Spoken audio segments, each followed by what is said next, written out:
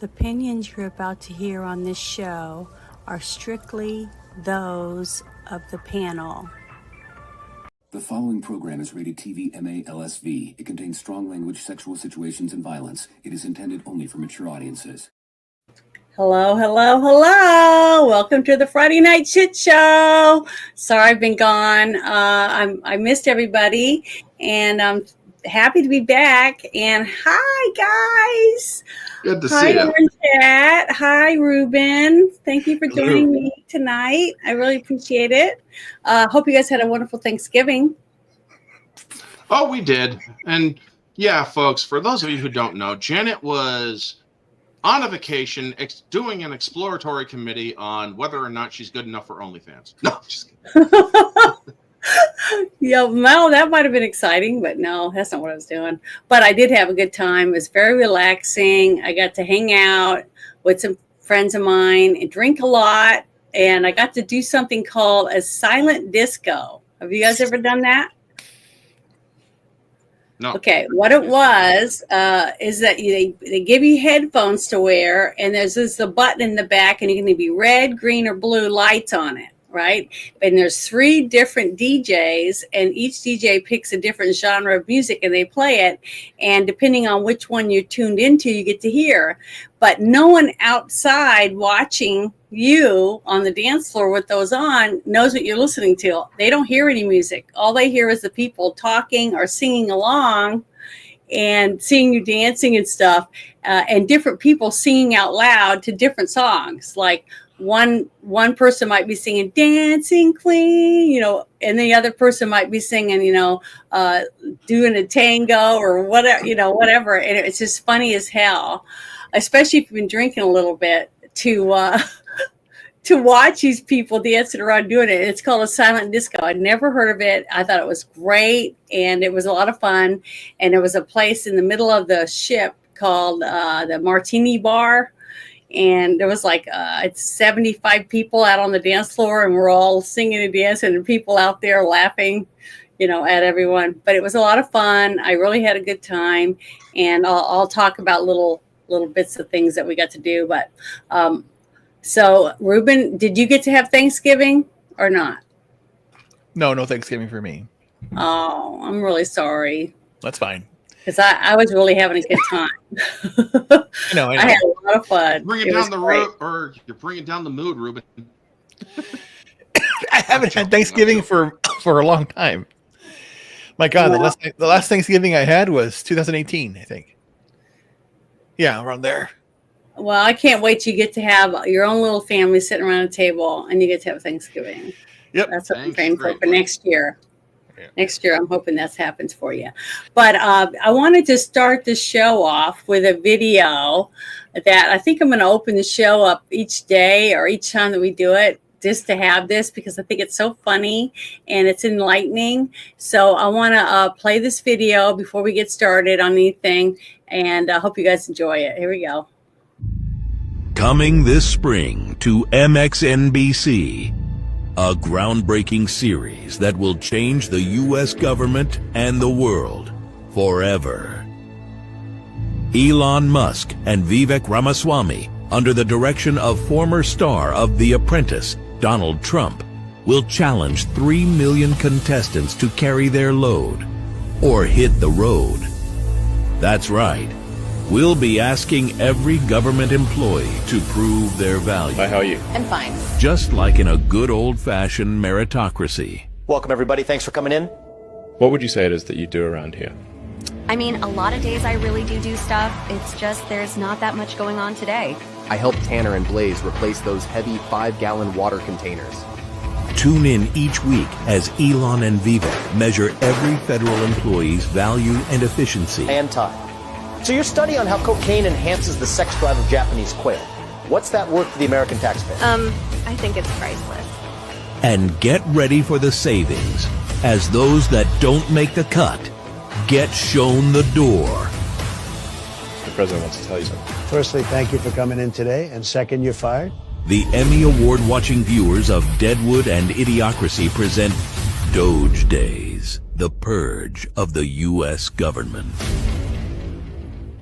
There is a whole forest of dead wood out there. We got to get chopping, buddy.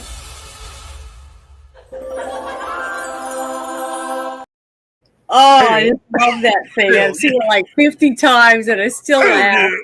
It's just Whoever shocking. created that, give them a fucking award. I know. I just love that. And I downloaded it and I made it wider and everything, you know, the background so you wouldn't see us sitting behind here. But I just think it is funny.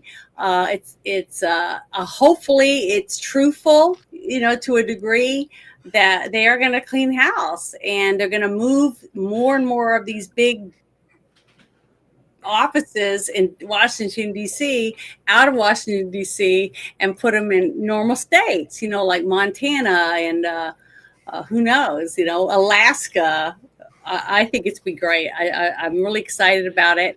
And then I made another little intro video for another. Let me pull up the thing I want to show real quick. I thought it was hilarious, and I wanted to share. It's from I think it's that one. No, darn it. Give me a second. Oh, I hate it when I do this. But it's so strange now.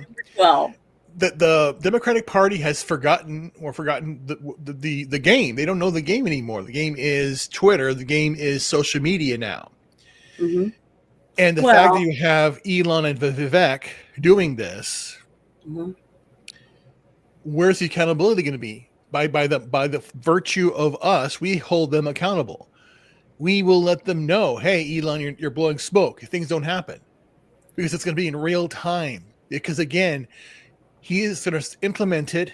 People will bitch on it on news, you know, on YouTube and on X. But if it passes, then if it gets it done, it'll be touted. It's basically giving power to the people more than ever before, which is good. Yeah, I just hope that it works. It should that way, but I don't know. I'm worried about it, but I'm not. I'm excited though that we're going to actually have something good happening. So that's why I hope it stays that way. But I think this is it, but I'm not 100%. Oh, this isn't it. Darn it. Okay. I don't know how to open it. It's right here. How come I can't find it? Oh, it's that one. Okay.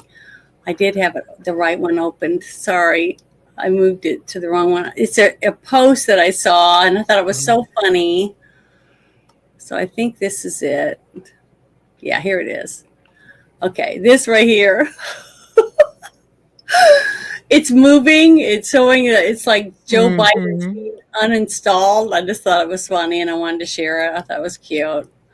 So I'll close that one. But and then another thing I wanted to announce is I'm real excited about it because I've forgotten about this show because so much stuff has been going on. But I'm excited to share this because we are about to start a new series again of Stranger Days. I think it's what's it called? Stranger Times or something? Stranger Things? Stranger Things, that's it. Okay, here it is. This right here. I wanted to share this. It says New season? Netflix adds adult warning to Stranger Things before season 5 lands. Did you guys know that it was going to be rated R basically? Well, No. considering what happened in the 4th season, yeah, it would kind of have to be. Well, I thought maybe it had more to do with now that they're getting older.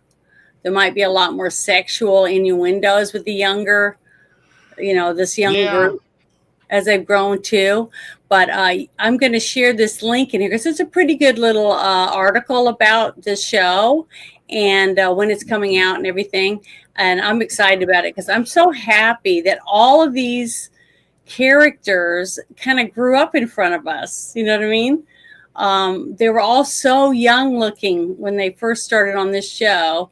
And now they're all adults, basically. They're old enough to get married and start their own families if they want. And I'm just real excited. I'm real excited about it because I thought so far, I think it's the biggest hit they've ever had on Netflix. I think I'm not 100%, but I'm pretty sure it is. Cobra Kai is giving them a run for their money. Well, yeah, Cobra Kai is pretty darn good too because I watched it, liked it too.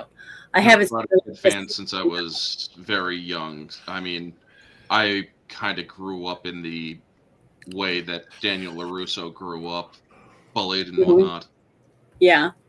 So did you get to take judo or anything in any classes like that? I took karate classes. Yep. Karate Kid shaped my life. It really did, as well as Ninja Turtles. Yeah. Well, my mother made all of us girls take judo because they offered it on the base. And she wanted us all to be able to do self-defense because we were all girls. And my dad was hardly ever around.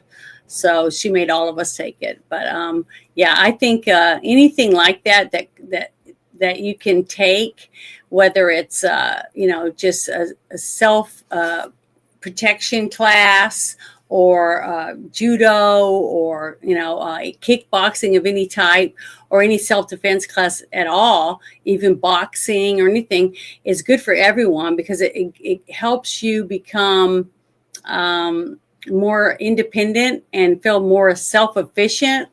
And I think anything that you do for that type of things for yourself, it just makes you have more confidence in yourself. And I think anytime you do anything to improve your confidence, it's good for you because you start feeling like if I can do this, then I can help other people, with whatever it is that you think you want to help them with. So I don't know. I just thought it was really great.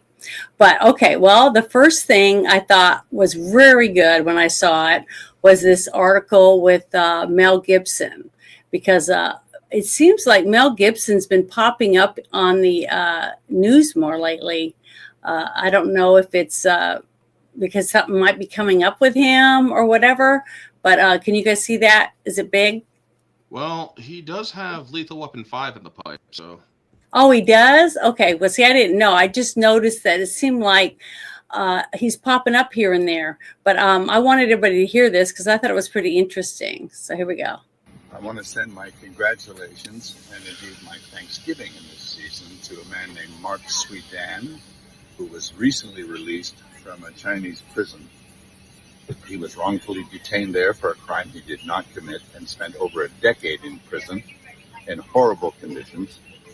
And his release was procured, and I want to thank these people, particularly by the members of the Texas Congress, in particular Ted Cruz. I also want to thank his lawyer, who was tirelessly employed in getting this man free, Jason Poblet, and of course Elizabeth Vargas, who reported this story several times, and Allison Weiner. Thank you and congratulations to all of you. Big Thanksgiving. I'm glad he's back home. Enjoy the turkey. Bye. I thought that was really good because a person like Mel Gibson, who's very, very rich, very famous, who's done so much in his life, to take the time out to talk about somebody they just released from prison. It seems like he's starting to become more of an advocate for a standout one where he's talking about it and being more public about it, because it seemed like for a little while there he didn't want to be public at all about a lot of things, especially when he had that really bad relationship with that younger woman that supposedly got pregnant, and it just seemed horrible, like it was in a horrible situation. It seems to me that he had a lot of rough spots after he got divorced from his wife that he was married to for a very long time, that helped him become, famous, and had all his kids and everything, and was always there for him. And then all of a sudden, he just got huge, I guess, and became a famous director and everything. And then it seemed like his career just collapsed. Not his career, but I mean like his family life and his personal life and stuff.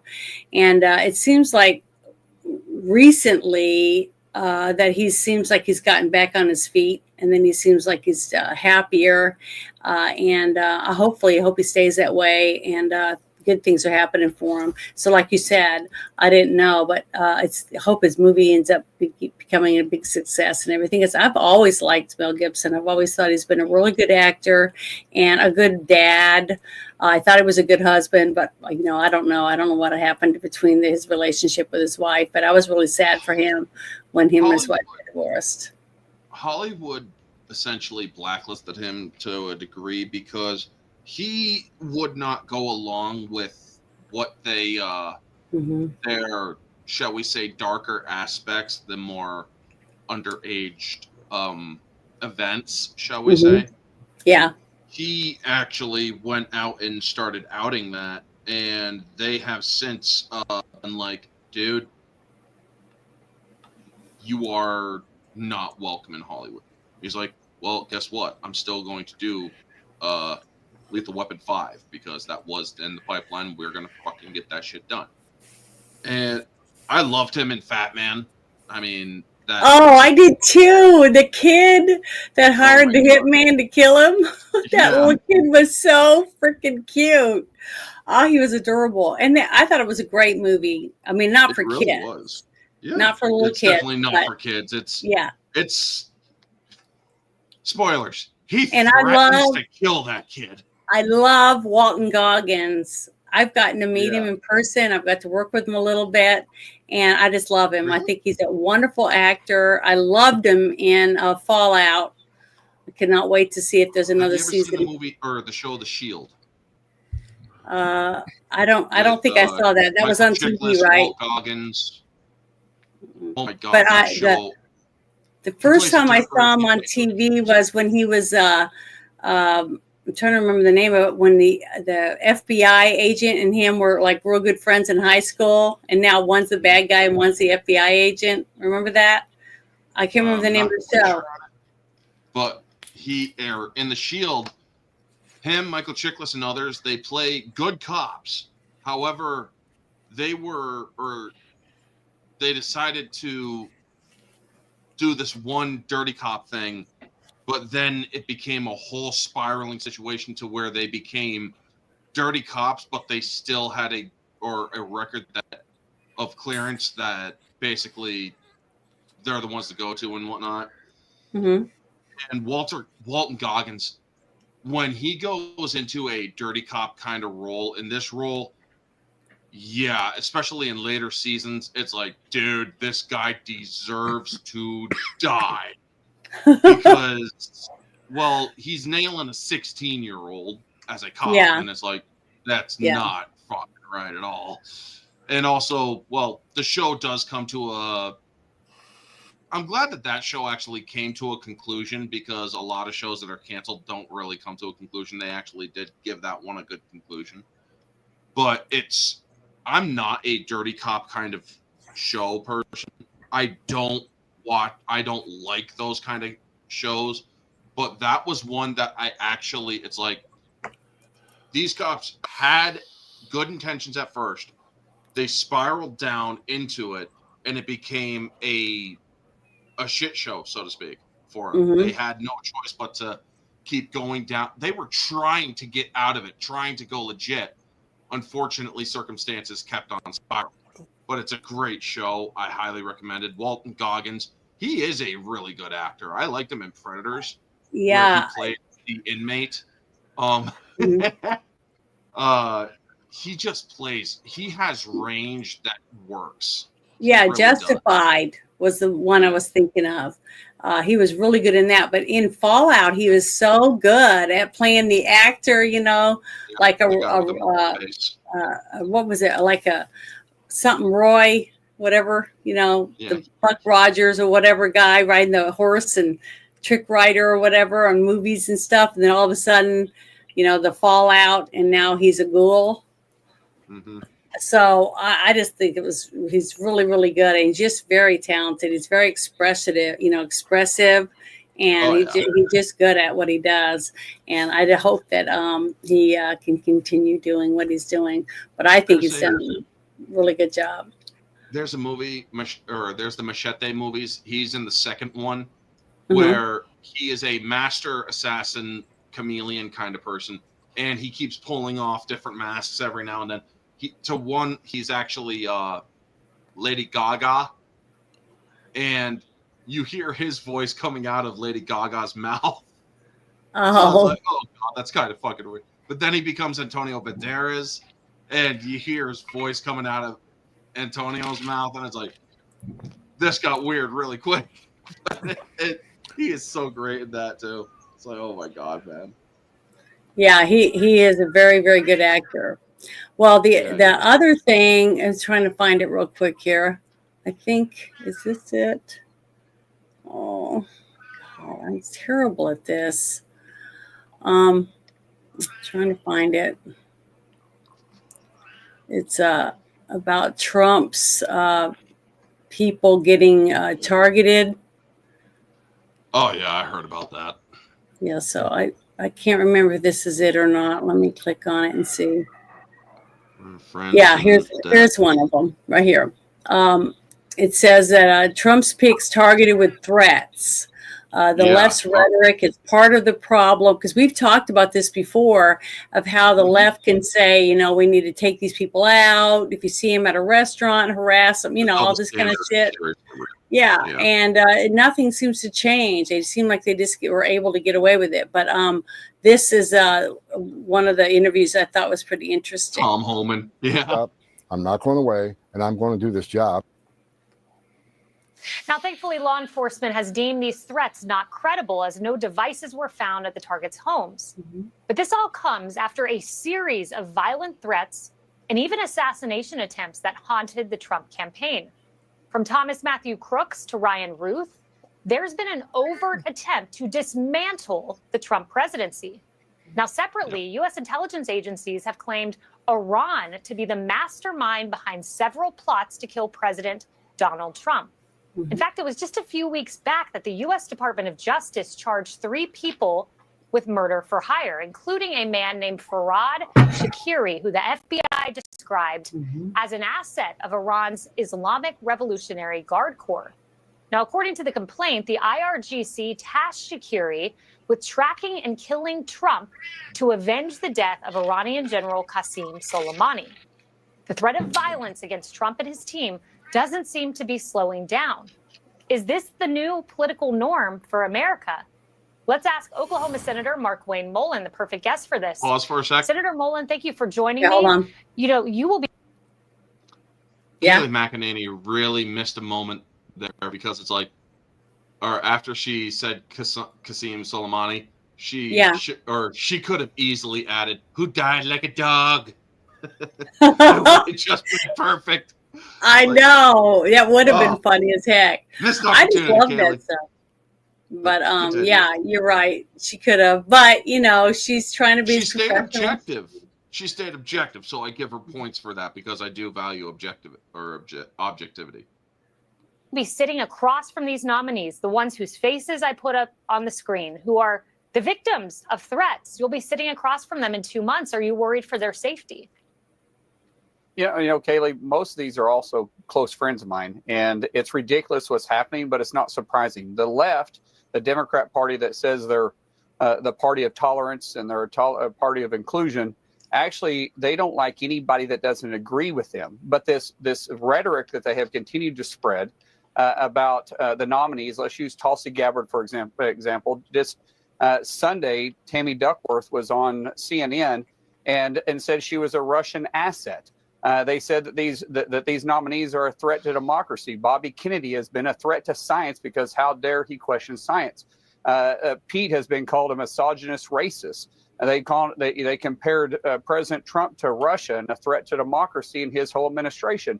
So this rhetoric that the left has fed their base is what's caused this. And yes, I worry about their safety, because we saw if they're willing to go after President Trump on 2 separate assassination attempts that has a tremendous amount of security. Most of these nominations or these nominees, they don't even have security yet because they're not confirmed. So it's extremely concerning to me.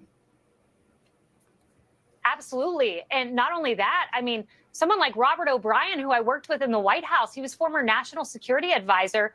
The White House yanked his security detail. He was on an Iranian assassination list, and it was Kim Cheadle, the former Secret Service head, that just yanked his security. You know, as you think about this, and we don't know who's behind this, the FBI, they say they're looking into it. Do you trust that the FBI can get to the bottom of this? No. You know, I think they can find maybe the source, because it had to be coordinated. When you had this many individuals that are threatened the same way, threatened with pro-Palestinian packaging or rhetoric, I would say that it's going to be connected to a few or to a group. The FBI it'll be really interesting how long it'll take them to hunt it down, but they will find out.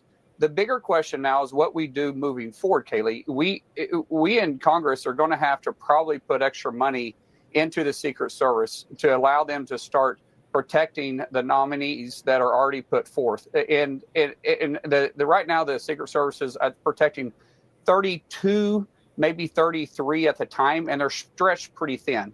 To add these extra noms on top of that, which they're going to have to do, we're going to have to allow extra money for it, but it's important for it to take place. It's extremely concerning. And at the same time, President Biden and Vice President Kamala Harris, they're going to have to come forth and tell their group to calm down, to not take it this far, because they're the ones that fed the fire, and they're also the ones that can kill the fire. No doubt about it. Senator Markwayne Mullin, thank you very much. Have a wonderful Thanksgiving. And on that note, Kaylee, you have a good Thanksgiving this time tomorrow. Well, the one thing I wanted to add with that is the fact that it's not just getting more money to give them protection. We need to start prosecuting or doing some kind of reprimanding to these people that go out, like, what was it? Something Sheila Harris or whatever her name is. I don't remember. When she came out and said, harass them at restaurants, if you see them at a gas station. Maxine Waters. Maxine Waters, that's right. Things like that was blatantly telling people to harass people in a restaurant, in their house, in their yard, at their park, at their school, all that stuff that she was saying, that kind of stuff should not be allowed. I mean, she should have been taken out from her position because she was openly telling people to harass people. And when you get in people's face and you're harassing them, blood pressures rise. And that's when something bad could escalate into something really terrible. And a person that does that should not be allowed to do that. And that's what I think they were trying to do for January 6th, to say that Trump is the one that incited all these people to go there. But when nothing happened, because they didn't take it the same way as what they were trying to make it look like he was doing. If you watch the whole speech, he didn't tell anyone to do anything. And it hurt their chances. It hurt what they wanted to happen. And to me, what happens on one side should be happening on both sides. If somebody is saying get in their face, harass them, don't let them go to school, harass their kids, follow them everywhere, make them feel worried about being out in public, all that kind of stuff. I don't care what side you're on. You shouldn't be able to do that stuff. That stuff should be illegal. And to me it is, isn't it? isn't being harassing someone like illegal or something? And we should start holding these people accountable to be able to do that kind of crap, because I don't think they should have the right to do that. And if they're going to get money to protect these people, why wouldn't we use some of the money to prosecute the people that are spreading that kind of stuff? I think that that would be really important if we could just take care of that kind of bullshit, because The thing is, we've been seeing that for years, and I don't think that they should have the right to do that. Anyone. I'm not. Yeah. The thing is. Yeah, it's called I'm not- incitement. Yeah, I'm not a legal expert by any means. However, I do know somebody who is. It does seem like criminal incitement. However, I believe that, or I'm not sure, and I'm sure that because I'm sure my friend will message me or possibly something else. I believe that something actually has to happen in order to be evidence to confirm that it was a criminal act.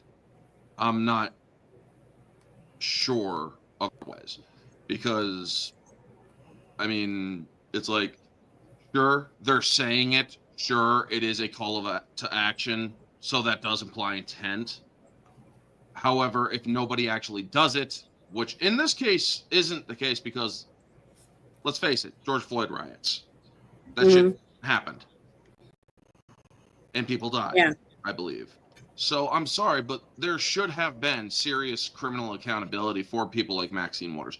And honestly, the media, when it does come to, oh, well, we are the media, we have First Amendment rights. I'm sorry, but last time I checked, and correct me if I'm wrong, First Amendment stops once you have an incitement or call to action. If you are, to basically give you guys an example, and I'm not going to use the actual words, I am going to use blank word.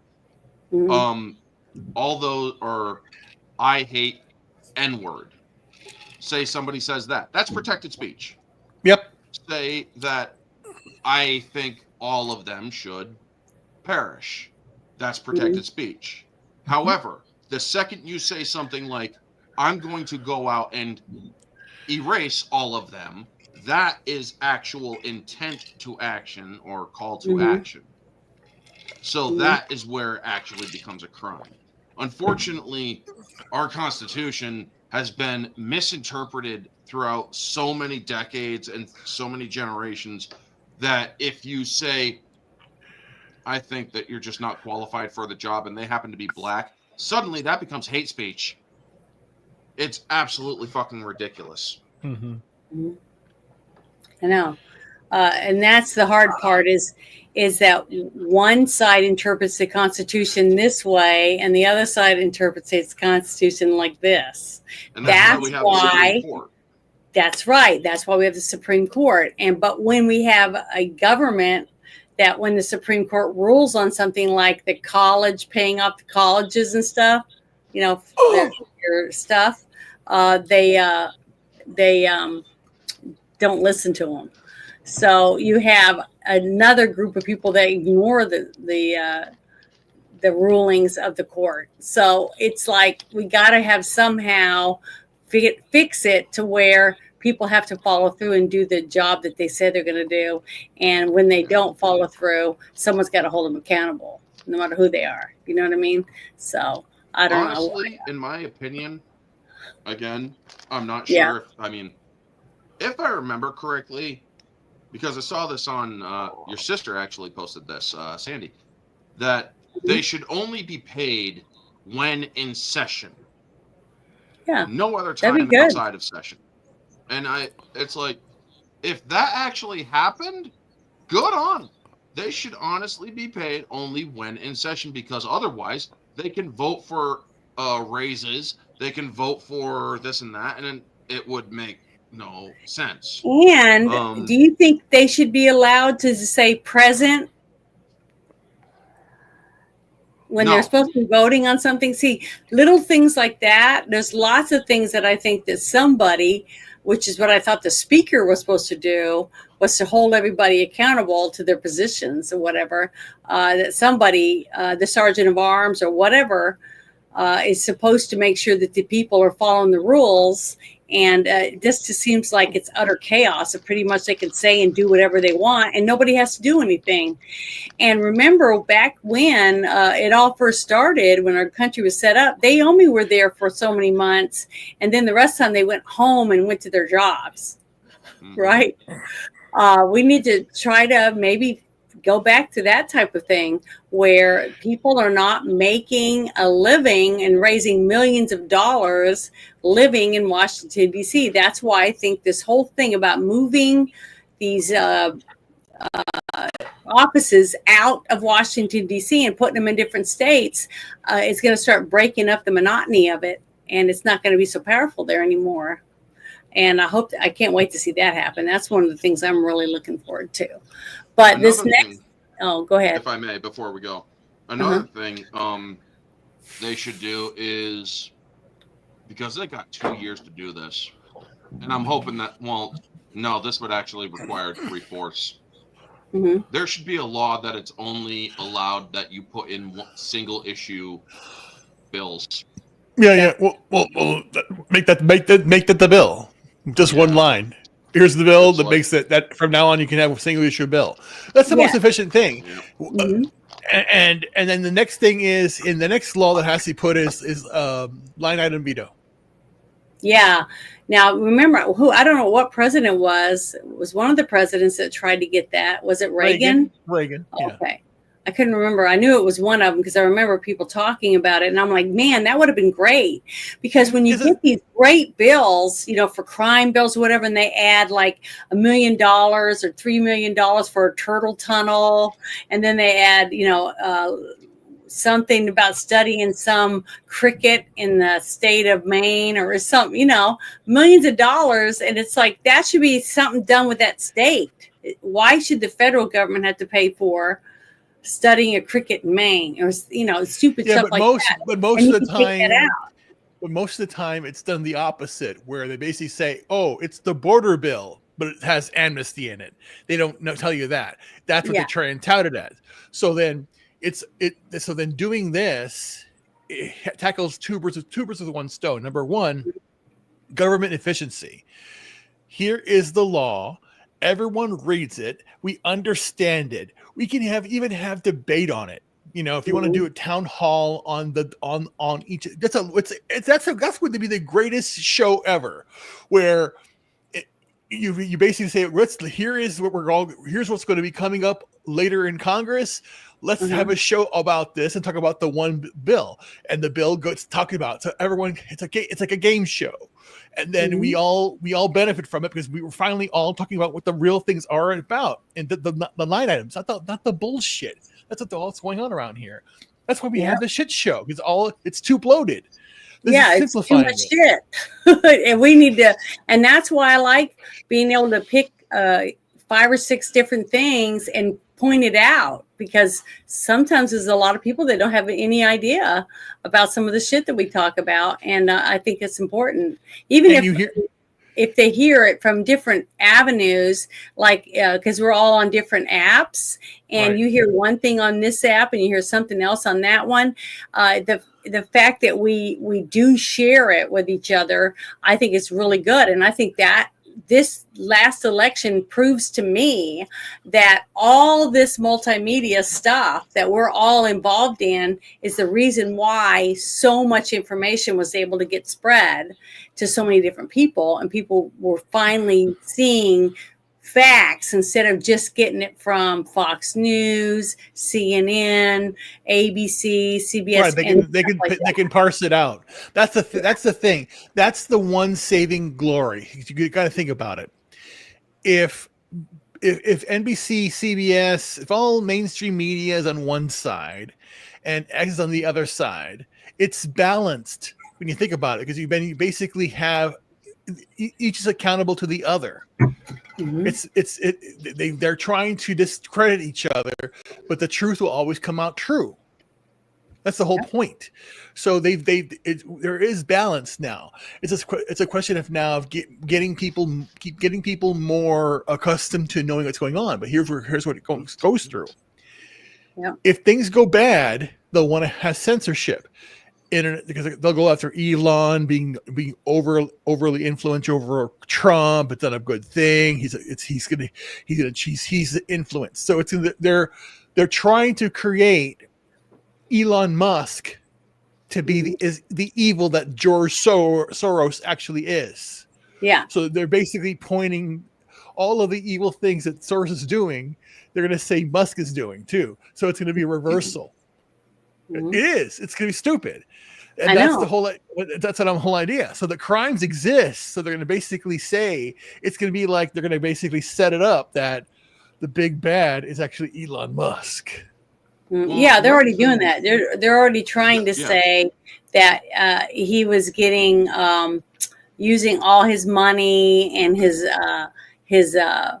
leverage with young people and getting them to be hooked on his stuff so that they would worship him and then follow him because of he's like Trump, that kind of shit. But see, in a way, that's true.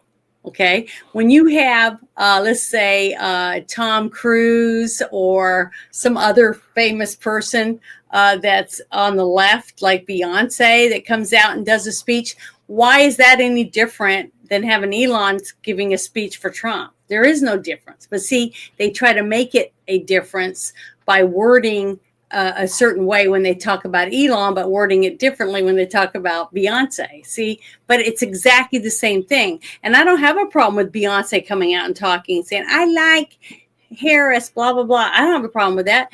Everyone has the right to say who they like. But to say one thing bad about Elon for doing the exact same thing that this other person's doing for the other side, it makes it wrong. That's the part that's wrong, is bad mouthing one side, but not saying, well, both sides shouldn't be able to do it if at all. You see, if it's wrong for someone to do it, but it's okay for them to do the same thing, that's the bullshit. And that's the part. It boils down to one thing: the idea that a person like Musk, a person like Trump, a person to a certain extent like those that were the rebels back in the day, the Revolutionary War in the 60s that rebelled against everybody. These are the rebels now. We are the rebels now. We're the ones that are outside the mainstream. To be conservative is to be, the punk guy. So it's crazy the way that it's working.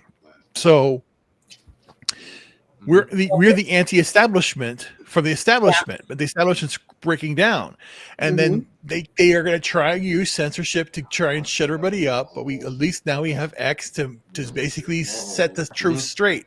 So, but no matter what, it'll happen that way, I think.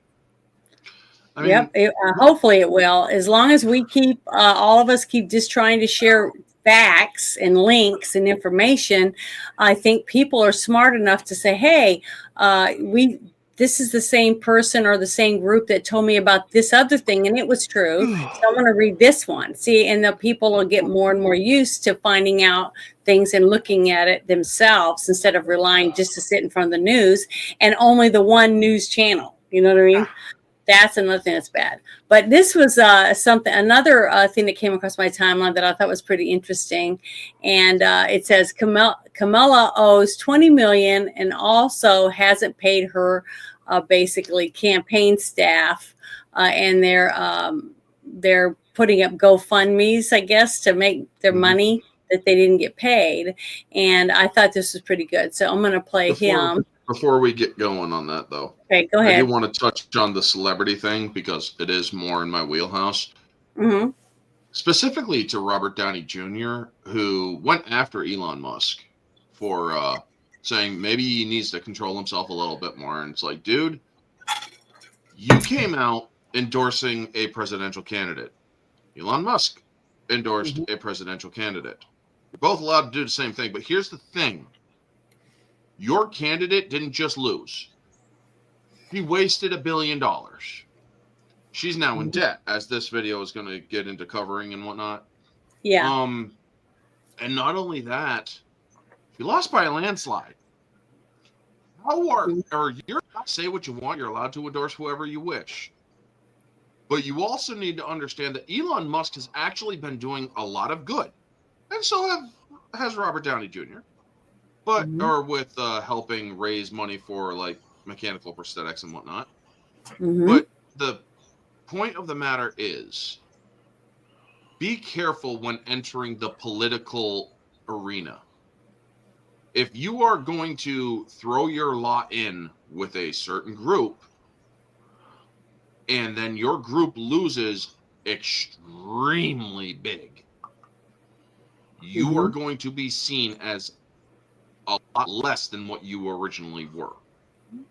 Because as much as I love Robert Downey Jr. on the screen, that man is an idiot in real life. Where Elon Musk hedged his bets in the right direction. Somebody was saying something to me, I think it was today, about something called Something Blue. Another site you can go to that talks and stuff like Blue Sky, yeah, Blue Sky. Okay. And they were talking about how they thought Elon was having a meltdown over it, and he's really worried about it getting bigger and all this stuff. And I was like, that really doesn't make any sense to me, because I go, Elon's the richest man in the world. I don't think he's going to be crying in his pillow because another app is becoming popular. Here's and the it thing, might put Blue Sky. It's just 2017 Twitter. It's the censorship of conservatives, and it's the echo chamber of lefties. And get this, Threads is beating it. Wow. So Dorsey and all those idiots who created Blue Sky, congratulations, you played yourself. Well, the thing is, I don't have a problem with Blue Sky. If those people that hate X now want to go to Blue Sky, I think it's great. But the sad fact is that it won't be enough for them.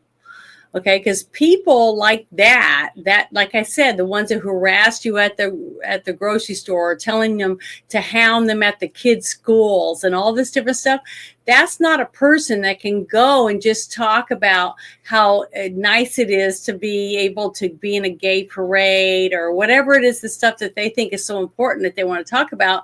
The part that they will miss is harassing us, okay, because we're not going to be on that. I'm not going to go and go to an app like that. I left Facebook for that exact reason. And I'm not going to go back to Facebook. I don't care how much he sucks up to Trump and begs and says he's going to do this, that, and the other. I already left because I didn't like the way they treated me and the way they treat other people like me.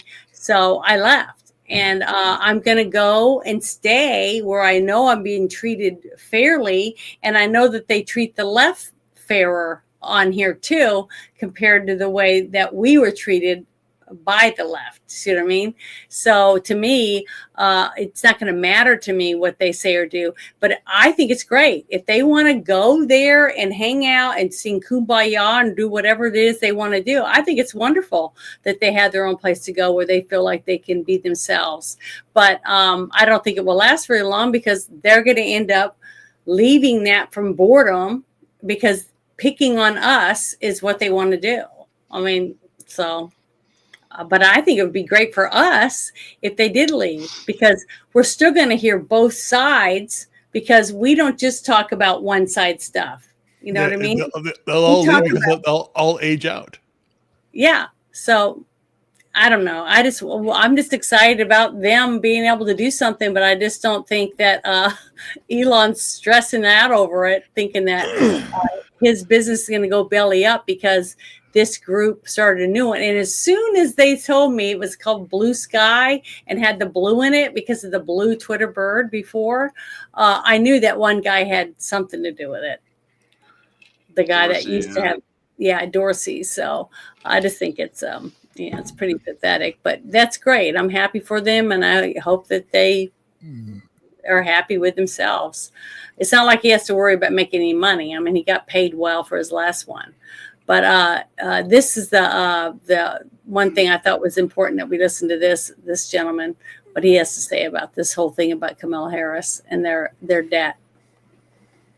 I want to say that the Democrats are for the blacks. The Democrats are for the minority. The Democrats are for the poor people. You a damn lie. Y'all ain't for no poor people.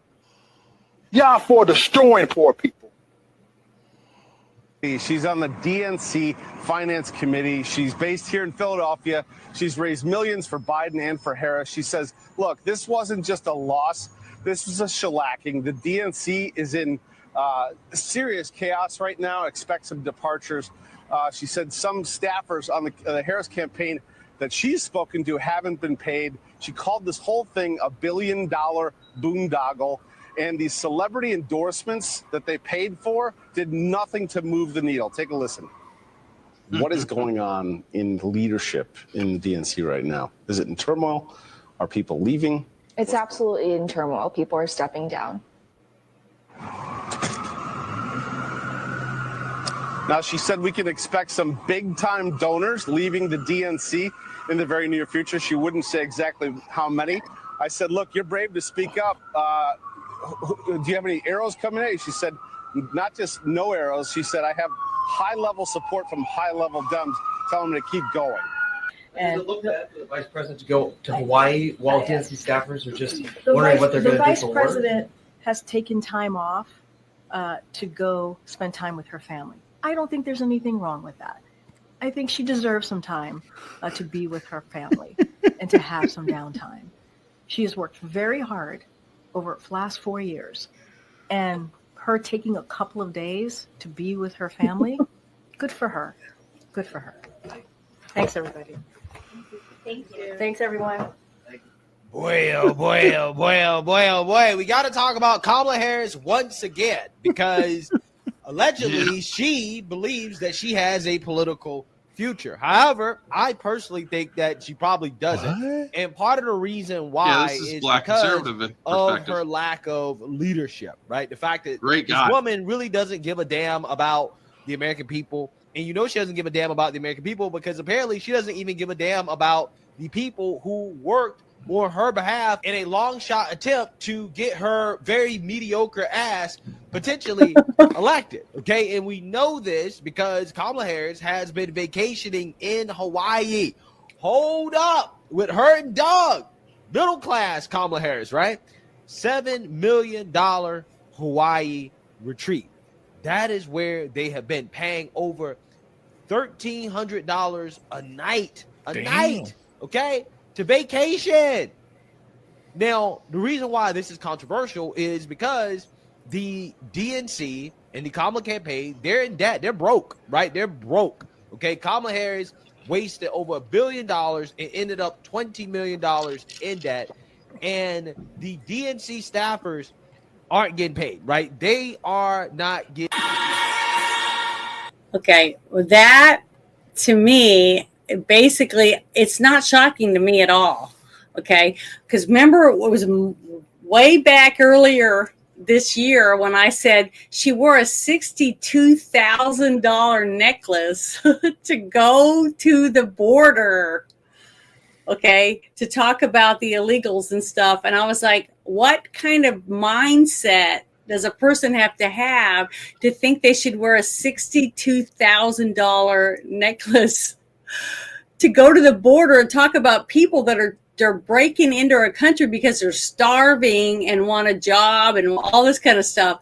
She cannot lower herself enough to be able to go into a trailer park and talk to people, like wear a set, maybe a pair of old jeans, some Keds, some tube socks, and a t-shirt, and not wear all the jewelry, and then go and shake hands with people and talk to people and actually ask questions to try to find out who the people are. See, that's the difference between what I see is that kind of person with Hillary Clinton's exactly the same way, and a lot of others that I've seen. And then Trump, yeah, he wears a suit and he wears a red tie, but where does he go?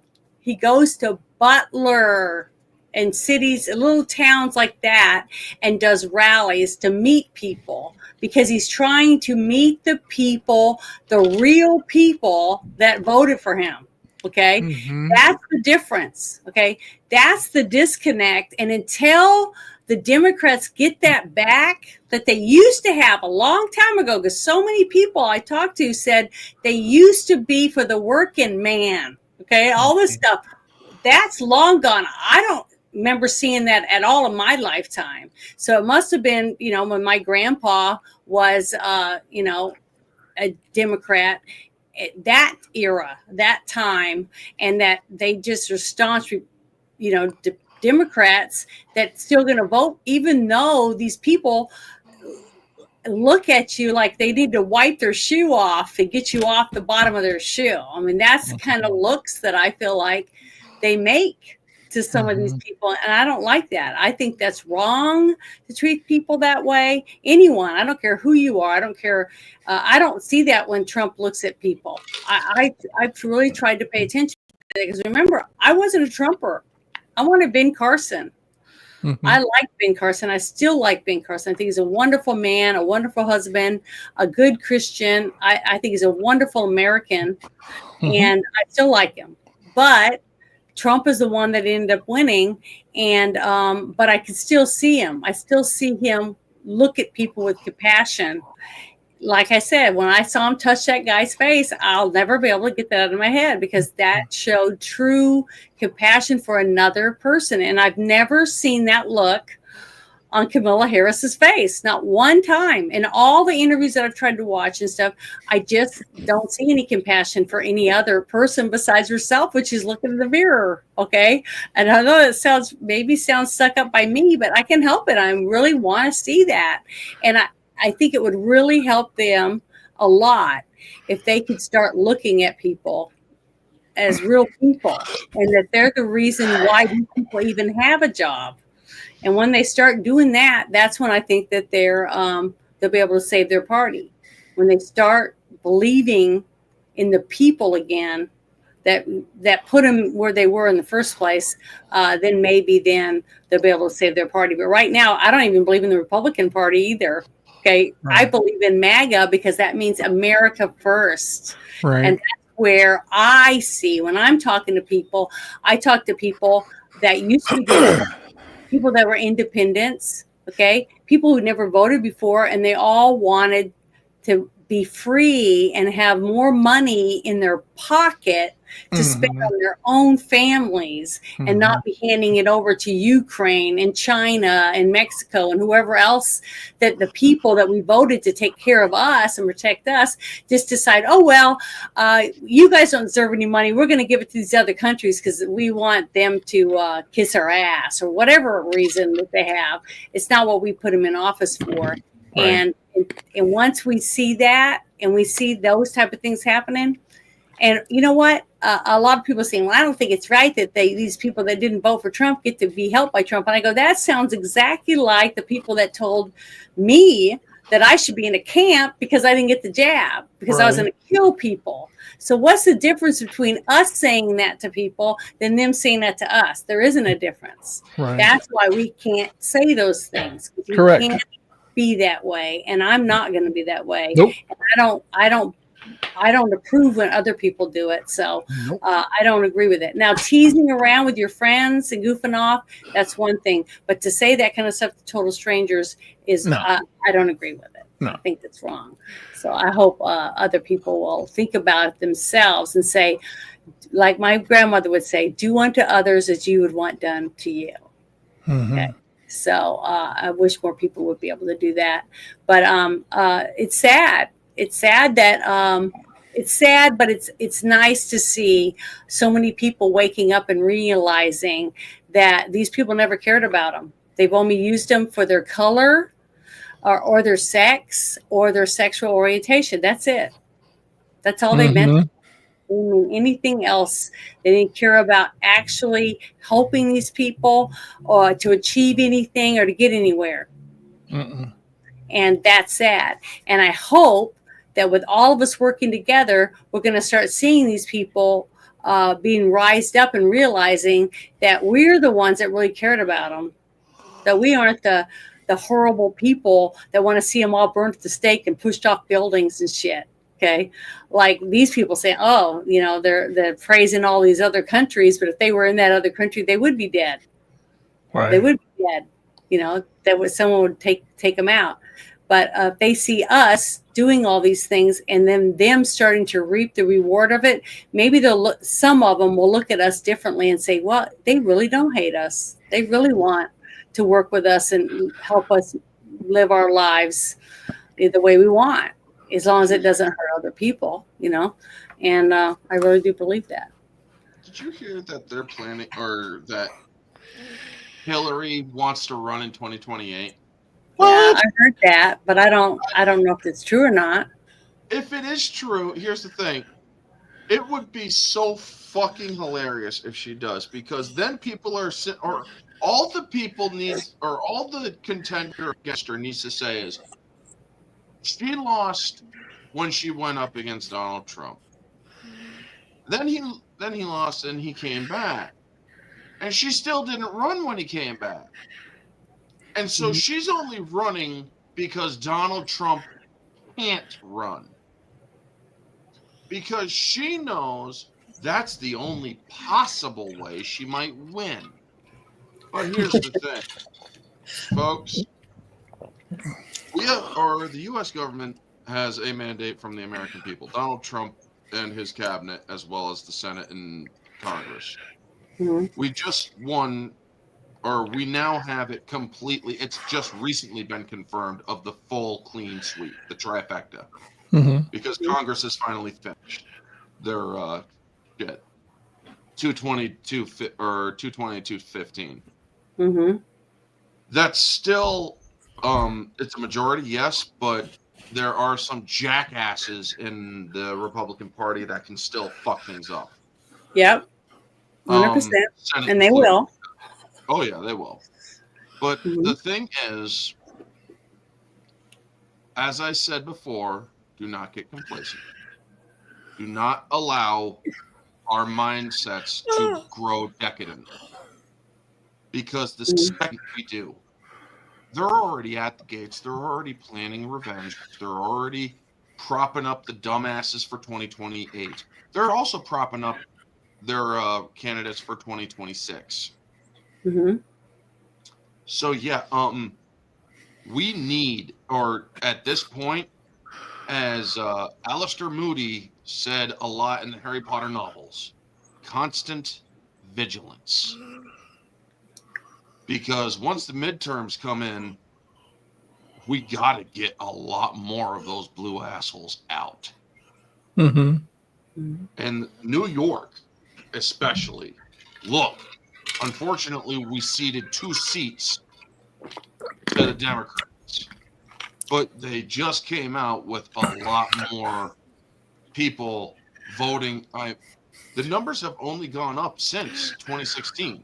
2016, Donald Trump lost New York, I believe. Did AOC do good or bad in her district? She won hers. Handily or I don't know, but she's, speaking of her. But before I get to her, trust me, I will. 2020, Trump lost by less than what he did back against Hillary. And today, or during this election, 30% of the popular vote in New York went to Trump. I mean, that man grew 30%, or actually, I think it was 30% more than what he did back in 2020. I could be fudging the numbers a little bit by accident, but he's steadily grown in New York. And let's not forget, folks, Donald Trump was a lifelong Democrat who lived in New York for the longest time because he believed in New York's potential. Unfortunately, we have a governor who absolutely hates the half of the people she is supposed to be serving. And honestly, during the election, he should have received a recall due to the fact that she's saying, those who vote for Donald Trump, we don't need you in New York. Bitch, you do not have a right to say that. Unfortunately, there are too many, and yes, I am going to say this, too many cowards who are right-leaning, who are leaving the state instead of fighting for it. Yes, I get that the fucking taxes are killing people. I get that it's freaking expensive to live here. Not all of us can afford to move, believe me. But also, there just so happens to be a little thing called pride. And having a little bit of pride is not a bad thing. Having too much of it is. But stay and fight for your fucking, or if you're willing to say stay and fight for your country, stay and fight for your fucking state. Because believe it or not, if you stay and fight for your states, who's to say that the Reds who left New York couldn't have actually beaten out the Blues during this election if they had stayed in New York? Yep, I agree with you. Trump in this election in New York State. And yet, because all those people who were Republicans left to Florida for greener pastures, guess what? Florida actually got also more blue stater or blue voters too. Yep. But there was still, quite a lot of blue spots on Florida when I was looking at some of the areas. So and it's like that's because a lot of them were also from New York Democrats as well. And California. Here's the thing. They're all saying, all these people are actually leaving the country now. Let them. You want to know why? If they're so afraid of Trump, let them leave. Thank God to Ellen DeGeneres. You left. You're a Democratic voter. Goodbye. Yeah. Now, a lot of people were leaving. Honestly, it is unconstitutional. But honestly, sometimes I do wish that it wasn't constitutional. If you are fleeing the country due to a presidential election result that you do not like for petty reasons, you should also give up your right as a citizen. Yeah, I think so. You can't fucking handle it. I mean, didn't Tina Turner didn't get rid of her American citizenship for where she moved to? No, Madonna. I think Madonna did. Because I know that Tina Turner married some really, really rich mogul, and I don't know if it was green or like that. Oh, you're all right? Yep. Okay. Well, so a lot of people have left, and the thing is, as long as they give up their citizenship, I think it's great. But this was the other thing that I thought we should talk about. That was pretty good because it was about Camilla too. It says Obama forced Camilla and Tim Walz to apologize to every Democrat and donor on a big call today. It says, and Primetime listened in. We learned that Camilla's internal polling never had her in the lead, but they were telling donors that they were going to win. They just needed more money. $1 billion, people. Think about that. $1 billion that she spent. Is a $1 billion failure. To try to win and lie and cheat and everything they did. I hope that this causes the people, the hardworking people in the Democratic Party that believed that the things that they were thinking that they were backing will realize that, hey, it's up to us. They're going to have to clean house, just like we've been trying to do with the whole MAGA movement. Right. And we still got a lot of cleaning to do. As you can tell, we got a lot of rhinos still. So we have a lot of work to still do. But boy, the Democrats are way behind us. Now that we've shown that there's more of us than there is them that believe in where the country should be going because of this last election, even with the cheating that went on, because I know they cheated some, nothing like last time, but there still was cheating in California. But I'm hoping the Democrats will get down and say, hey, we have got a clean house and we're going to start from the ground level and work our way up. And hopefully they've learned something from it. But I wanted to share this whole thing with Jesse, and you guys know how I like him. So make sure it's turned up. There we go. Yes. Janet, love The Jesse. Raging Cajun James Carville told Democrats to do the walk of shame. And we know how good Democrats are at following orders. So they lined Kamala right up for an early Thanksgiving apology tour. The outcome of this election obviously is not what we wanted. It is not what we worked so hard for. But I am proud of the race we ran. You knocked on doors, you called friends, you called in favors. You said, hey, I showed up at your softball game. Now I need you to show up at the campaign office. And I know this is an uncertain time. I'm clear-eyed about that. I know you're clear-eyed about it. Clear-eyed, you're fucking And it foggy feels as heavy. fuck, bitch. And She seems drunk. I have to remind you. She is drunk. Don't you ever let anybody take your power from you. And it wasn't just Harris. Tim Wells had to apologize. And the whole campaign did too. Wilmington was ordered to report to Obama World and explain themselves. But they're still full of it. It can sound like making excuses. This political environment sucked, okay? We were dealing with ferocious headwinds. And I think people's instinct was to give the Republicans and even Donald Trump another chance. So we had a complicated puzzle to put together here in terms of the voters. And it was going to take a little bit more independent Republicans. We have to understand that what happened in this election and what didn't. And, I think at the end of the day, we had to raise people's concern and the threat level of a Trump second term. That was the guy Obama sent in to help run the Kamala campaign. And he just said, we had to say Trump was a fascist. We had nothing else to go on. We also learned how fake the polling was. The Kamala campaign admitted they were never ahead, ever. We didn't get the breaks we needed on election day. There was the Biden-Trump 1.0, which is obviously pretty catastrophic in terms of where the race stood. When we got in, my recollection is some of that snapped back, but, we were behind. I mean, I think it surprised people because there was these public polls that came out in late September, early October, showing us with leads that we never saw.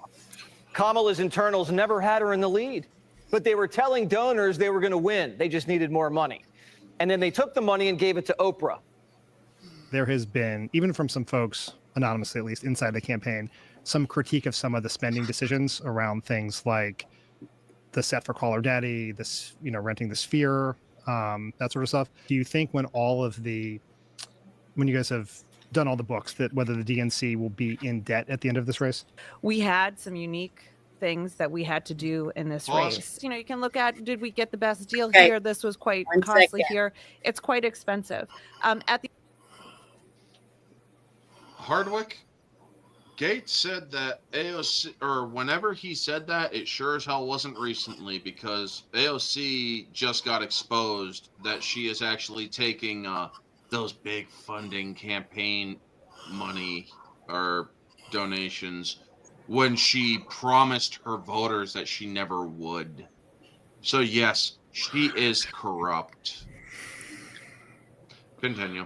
Sorry, I just okay. Well, one thing I wanted to add though is the fact that that's the one thing that I think that what you were saying earlier about them going there and only getting paid for when they're in session. I think if there was somehow that we could do that, and that might be one of the things they bring up of how to save money. Okay, that you're going to see Elon, Doge or whatever working on. And if they can do that, I think that's great, because way back when we first started as a country, that's what they did. They came in, they did the few things they had to vote on and tried to get things passed to help the country. But then they went back to their regular jobs, lawyers, doctors, farmers, or whatever it was that they did, and did their stuff at home to make a living, basically. Yep. So if there was a way to start fixing our government to where they don't have a job that's making $190,000 a year, and after a year they're a multimillionaire. You know what I'm saying? So that's if why we it should can also be illegal for trading while in yeah, office. so that's what I'm saying. If they can come up with all these things, what I want to see people do in their states is, when Doge comes up with all these ideas and they take it to Congress and they say this, that, and the other about it, and then Congress bitches and moans about, well, we can't do that. Well, why not? And then we have these meetings and do live press conferences or whatever with Elon and Trump and Vivek talking about why they came up with this and how it's going to save money and how much money it could save by just doing these simple things. And if they show it to us, okay, and we see it, and then we don't understand why our senators and people aren't voting for it, then we're going to find out more and more about who the rhinos really are, and maybe we'll get rid of some more. See what I mean? After in 2 years, when it's their turn to get out, we can get rid of a few more. And little things like this, more exposure and more transparency to where we actually, us sitting at home, get to listen to people explaining to us how making these cuts is going to save this much money for the country. And then our senators and congressmen say, oh, yeah, we're not interested in doing it. We don't want to save that money because it cuts out of our checks. So when they start doing that and that kind of exposure starts coming out, I think it's all for the best.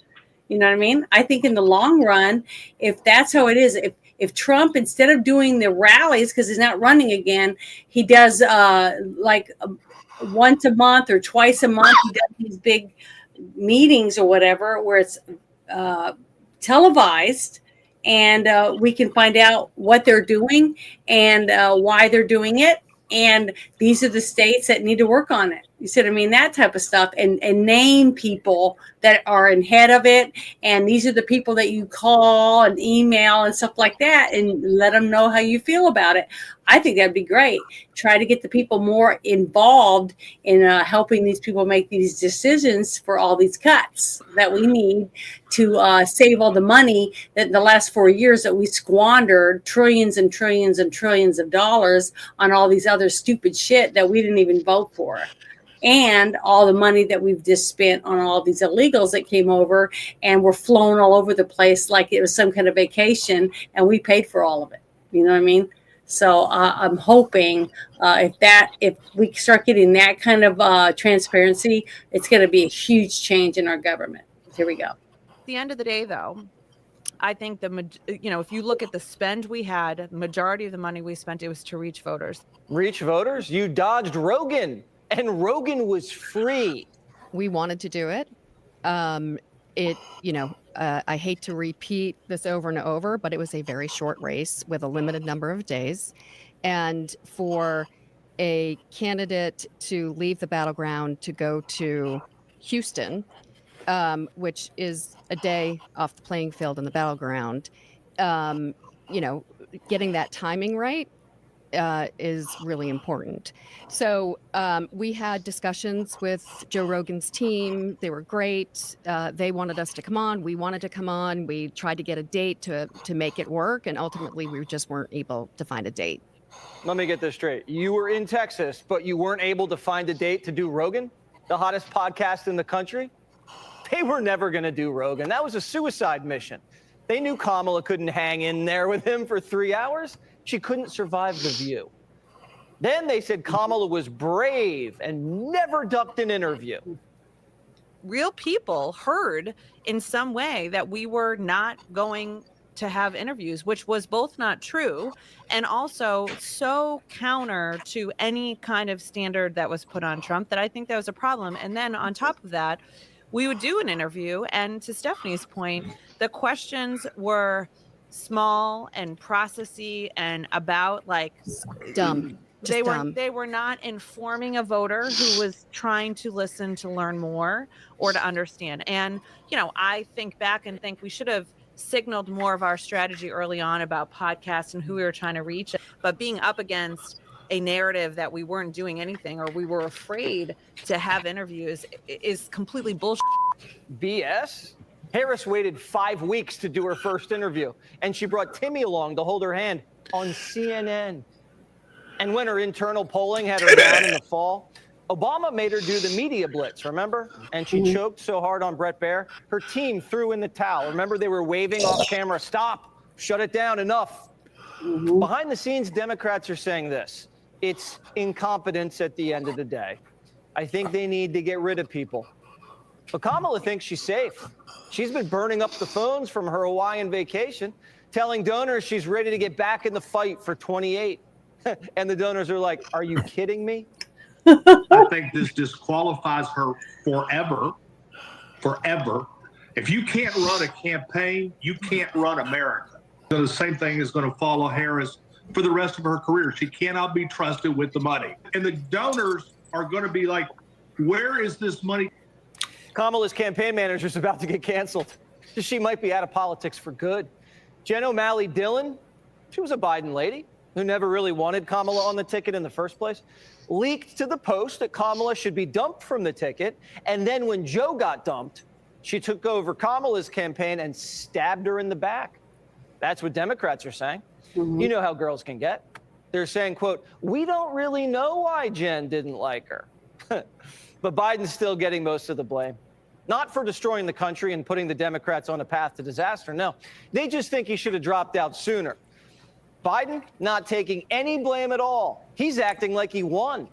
The lame ducks letting Ukraine fire our missiles into Russia. Scranton Joe's even lost Michael Moore. Quote, seriously, this is your legacy? This is how you want to go out in a blaze of horror? Like if Joe's got to go, we all got to go with him right into World War III? We're hearing rumblings in Democrat circles that it's gotten so bad that Bernie Sanders is thinking about officially leaving and starting a third party. James Carville says Democrats are living in the dark.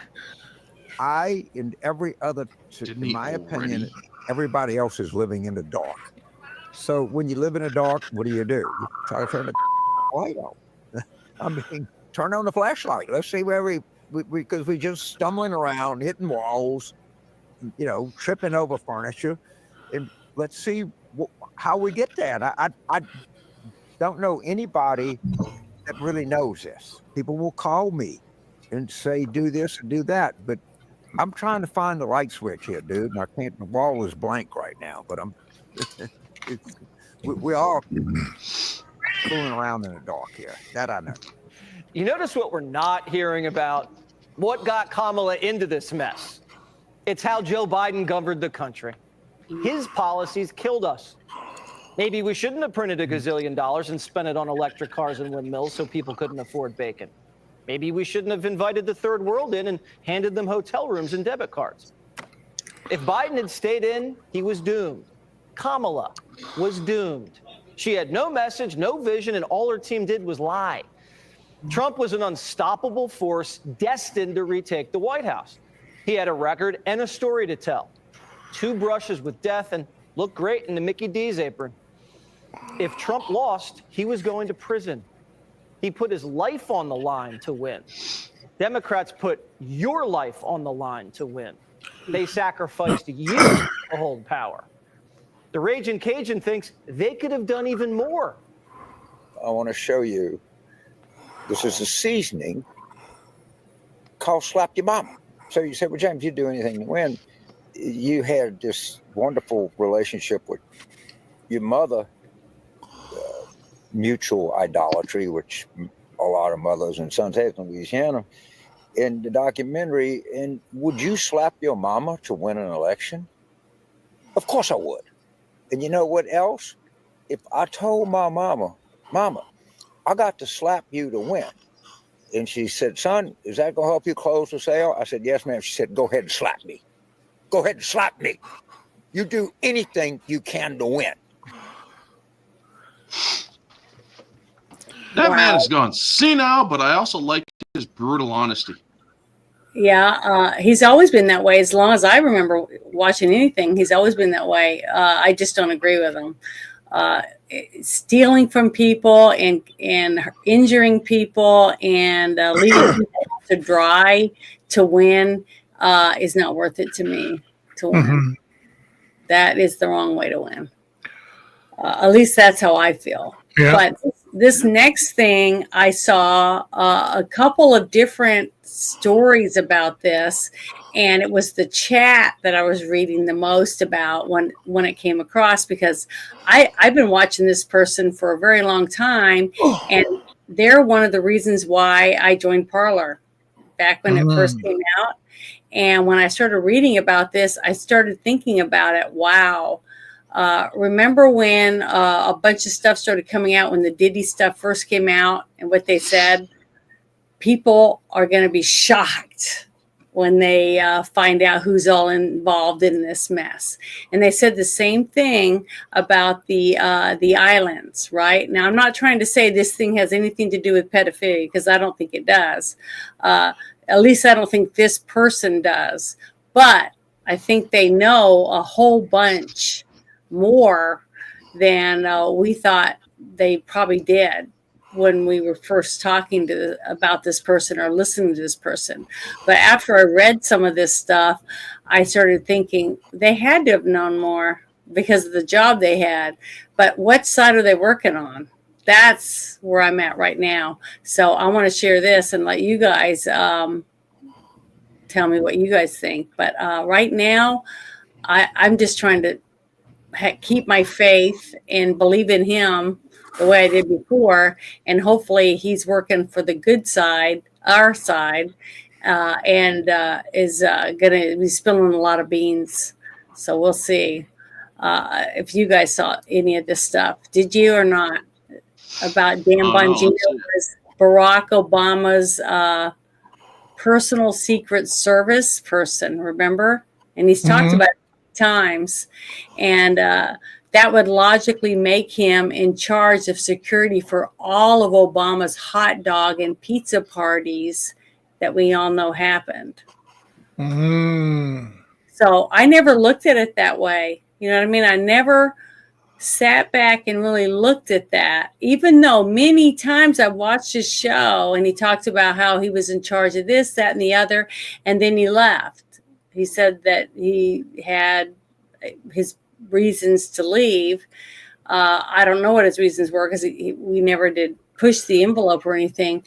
But when all the Pizzagate stuff was coming out and little tidbits of stuff did come out, and there was a couple of big journalists that were saying that they kept trying to get the story out, but they weren't allowed to. They weren't allowed to publish a lot of the things. And some secret tapes came out back when, remember I talked about it a few times, the Bieber video that someone was walking by and he was down on his knees or whatever with Diddy, that came out before this whole Diddy thing busted. But I also saw, because I made a 7-minute video that I put out about the Pizzagate with Hillary Clinton's emails, Podesta's emails, a little bit of Obama, stuff like that, them talking about pizza parties and hot dogs and stuff like that. I did that 7-minute video and YouTube took it down, but it's still up on Rumble and it was up on X. They didn't say anything about it. But when I saw this and I started reading some of the comments from people down here, it says Bongino was also heavily involved and invested in Parler's social media app. I was, because I signed up and I was on the list for like 6 months before I got accepted. That was clearly a honeypot that got thousands of patriots locked up by using their posts against them on January 6th. See, I started looking at all this totally different after that came out. But it makes me feel good to know that I can still be objective, even though I really love this guy and I've been following him for years. And I still love him, because none of this hearsay to me is going to make me stop listening to him, paying attention to him. But it's making me really think about what side is he really on. You know what I mean? I'm not trying to be mean about it or anything either. I'm just trying to get this out. And I'd like to hear from all of you guys what you think about this.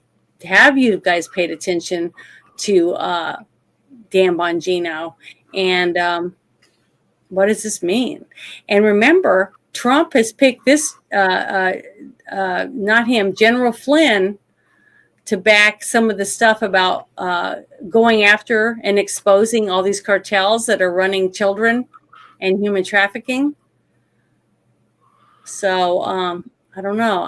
I'm real excited about trying to find out what's going to happen starting at the end of next month with all this stuff. But a lot of this is very like this. It says WikiLeaks has never been debunked. This dude was holding the door open for Podesta and his pals at private pizza parties. So I just don't know what to think about it. And then I did watch this live. Did you guys watch this live? When I'm going to play it real quick. Pause it. I'm going to turn it up because I did watch this, and this was like months ago. Yeah, I'll make it bigger. But it says Dan Bongino advises everyone to prepare and have enough resources to survive for 3 to 6 months. I think I talked about this before and did have this on one of the shows, but I want to play this for you because I think I did do this because this was where, we were talking about chickens and, doing all that stuff and having a well, doing anything you could to make sure you had plenty of water and stuff for your families. You should have some Faraday bags in your house to protect against an EMP, number one. You can put these EMP protection devices on your car in your home. You should have a generator just after the Generac debacle. I cannot recommend this company yesterday. What a mess. You should have a generator. You should have an extra supply of gasoline, safely stored, of course. Be very careful with that. You should obviously have water filtration, and you should have a way to bottle water, if not bottle water itself. You should have firearms. You should have ammunition that works and properly stored. You should have potassium iodide. You should have water disinfectants and actual disinfectants, alcohol peroxide. You should have a stash of antibiotics. We've had multiple sponsors with that product, and other companies do it too. Folks, please be prepared. You should have a way, you should have some buckets and some barrels to store some water. You should be able to survive for 3 to 6 months on your own. I mean, it sounds crazy, but folks, I'm telling you, if they wipe out our grid, the only crazy people are going to be the ones crazily knocking at your door asking for your food. And make sure you have enough ammunition, by the way. You may need it to hunt. God forbid you need it to protect yourself. Get yourself a wrist rocket, a slingshot that's quiet. That way you can take out some small game possibly. But you think this sounds nuts, and all the lefties, you guys, they'll be knocking at your door when the satellites go down. Don't let that be you. So I just want everybody to please pay attention to this whole story. And if you hear of anything or you think you know something, please let me know because I really am interested in this. And I'm hoping that he's on our side. I really do. I really hope that these people are wrong that seem to be pointing the finger at him. I'm hoping that's the reason why he left, is because he couldn't live with it. Because he seemed genuine to me. And I think I'm pretty good at judge a character after getting to spend time with people and listen to them, talk to them, to whether or not they're full of it or not. Okay. I mean, look who I picked to be on my panel. So I'm telling you, I think I got a good judge of character, and I got 2 wonderful guys that I've been talking to for quite a while now, that we've all become friends. And I just don't think I choose badly. I don't, because I'm very, I don't trust people. But, depending on what type of lifestyle you've lived, you're going to be a little bit more timid about putting yourself out there for total strangers you don't know, because you don't know what these people might do. And I don't think they're dumb either. I think both these gentlemen are cautious about who they let in their lives. And I don't think they're willy-nilly about shit. So I don't know. Sometimes your gut or those little hairs on the back of your neck stand up and you start looking around because you notice that something is off. Well, remember, I've been saying, and me and Ruben were talking about it earlier, I still feel like something is going to happen this month before Christmas. I hope I'm wrong. I really do. I've been praying a lot about it, but I really think, I don't know what it is. But I just have a bad feeling about something. And it might just be something that's what's going to happen in my house. Maybe my water heater's going to go out or something. I don't know. But please keep an eye on this one thing, because this really has got me really thinking about something. I just don't know what it is. Hope we can figure it out. But I hate to be paranoid. But If I may, yeah, go ahead. it ain't gonna happen. You don't think And I'll anything's tell- going to happen? Nope. And I'm gonna tell you I why. hope you're right. I hope you're right. Because if it does, if the Democrats are really that suicidal, then okay, I will fully admit I'm wrong. And when I say suicidal, I mean absolutely fucking suicidal. Because they are the ones currently in control. Do you not think that we are stupid? Did our fucking election not just prove that we are smarter than they are? Despite what Alec Baldwin thinks. And Sharon Stone. She's too busy showing her pussy in entertainment. But folks, if they are that dumb, they will have completely eroded the trust in our society to the point where we will never trust them again. To the point where they will never win another election again. They are going to play the long game. They ain't going to launch an EMP against their own country. They are not that stupid.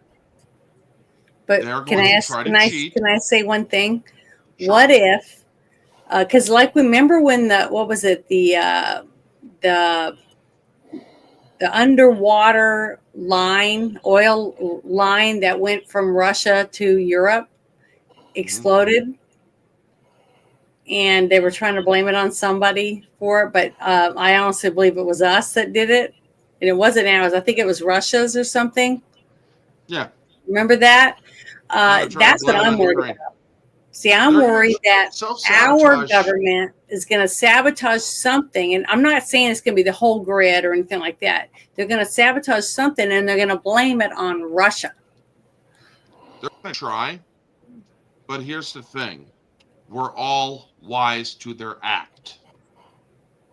And as I said, during the time before the election, when everybody was fucking blackpilling and all that, Yeah. stop freaking thinking that the worst is going to happen.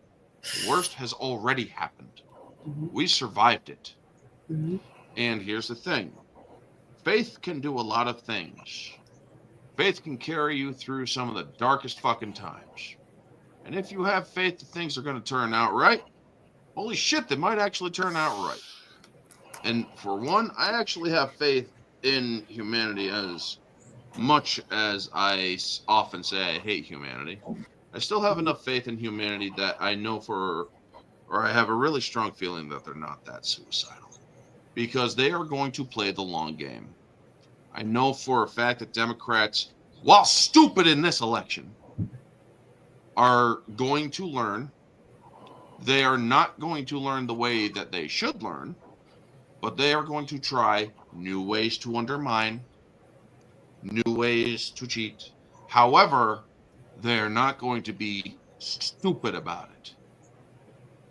They just got the wake-up call they needed. They're hitting their rock bottom right now, folks. Every person who has hit rock bottom has decided to try to make the climb back up. This is the Democrats' chance to make the climb back up. We have to be ready for how strong they will be by the time they get back to the top of that climb. They're not going to try to sabotage the United States. They don't need an EMP to do that.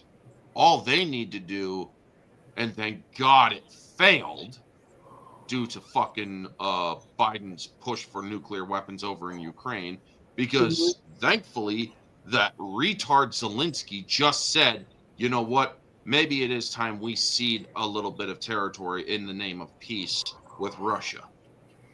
Because Biden was getting ready to allow nukes to be taken over to Ukraine and be used against Russia. Biden was about to destroy our country, and thankfully Zelensky wised up. And I'm guessing because he was also warned by Trump.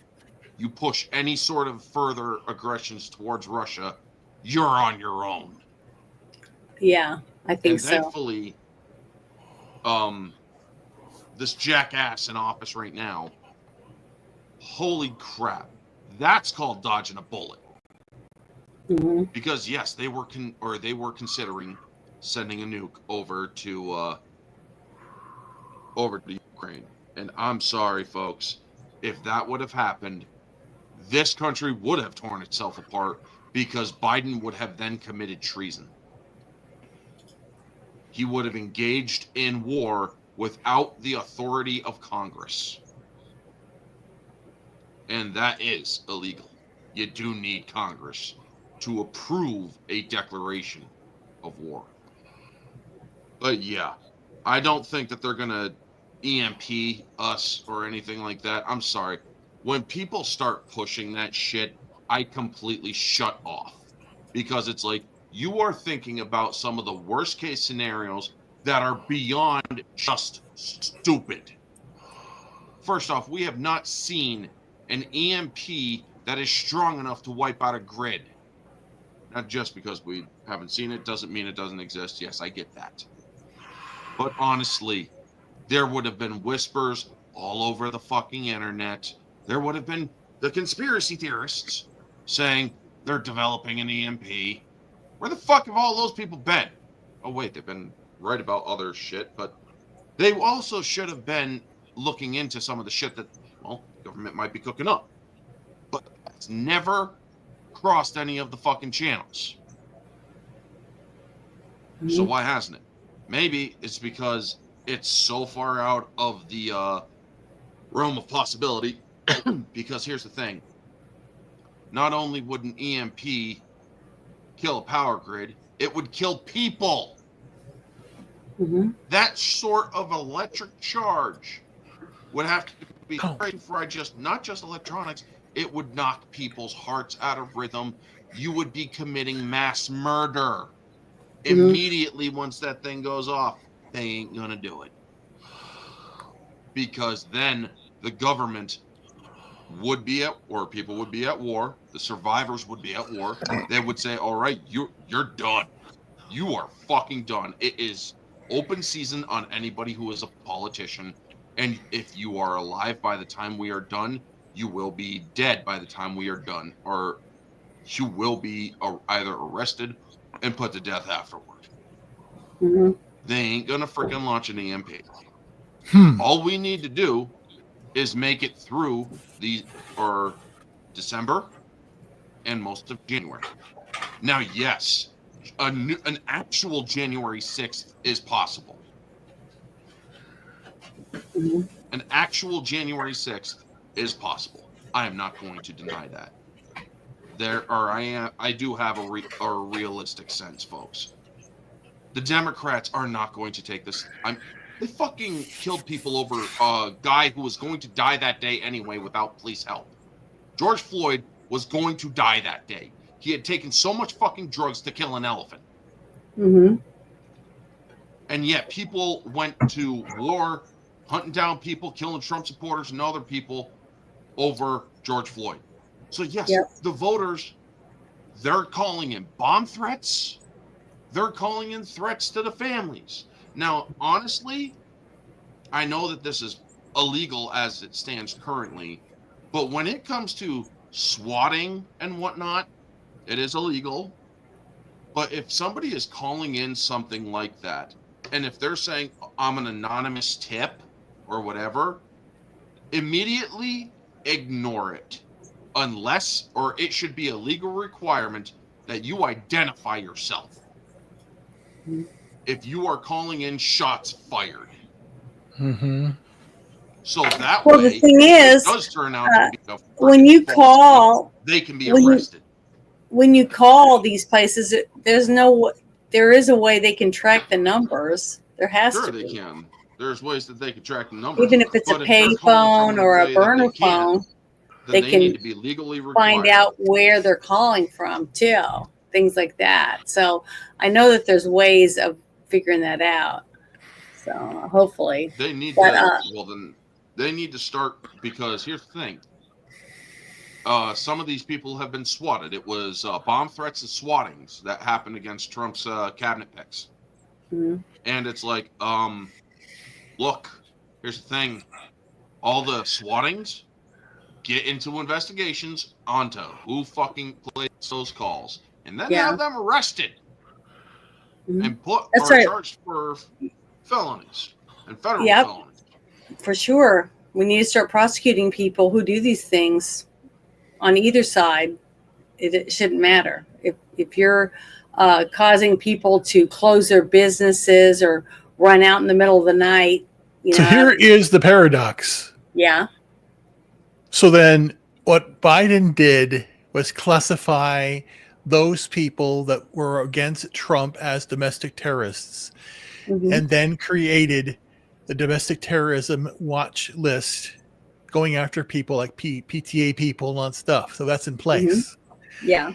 Now you have those that were afraid that they would have domestic terrorists from the Trump side, and now they are going to be classified as if it's a terrorist in their own mind by the Trump, even though they won't be. So they are fulfilling that paradox that they are now thinking that they are against in a corner.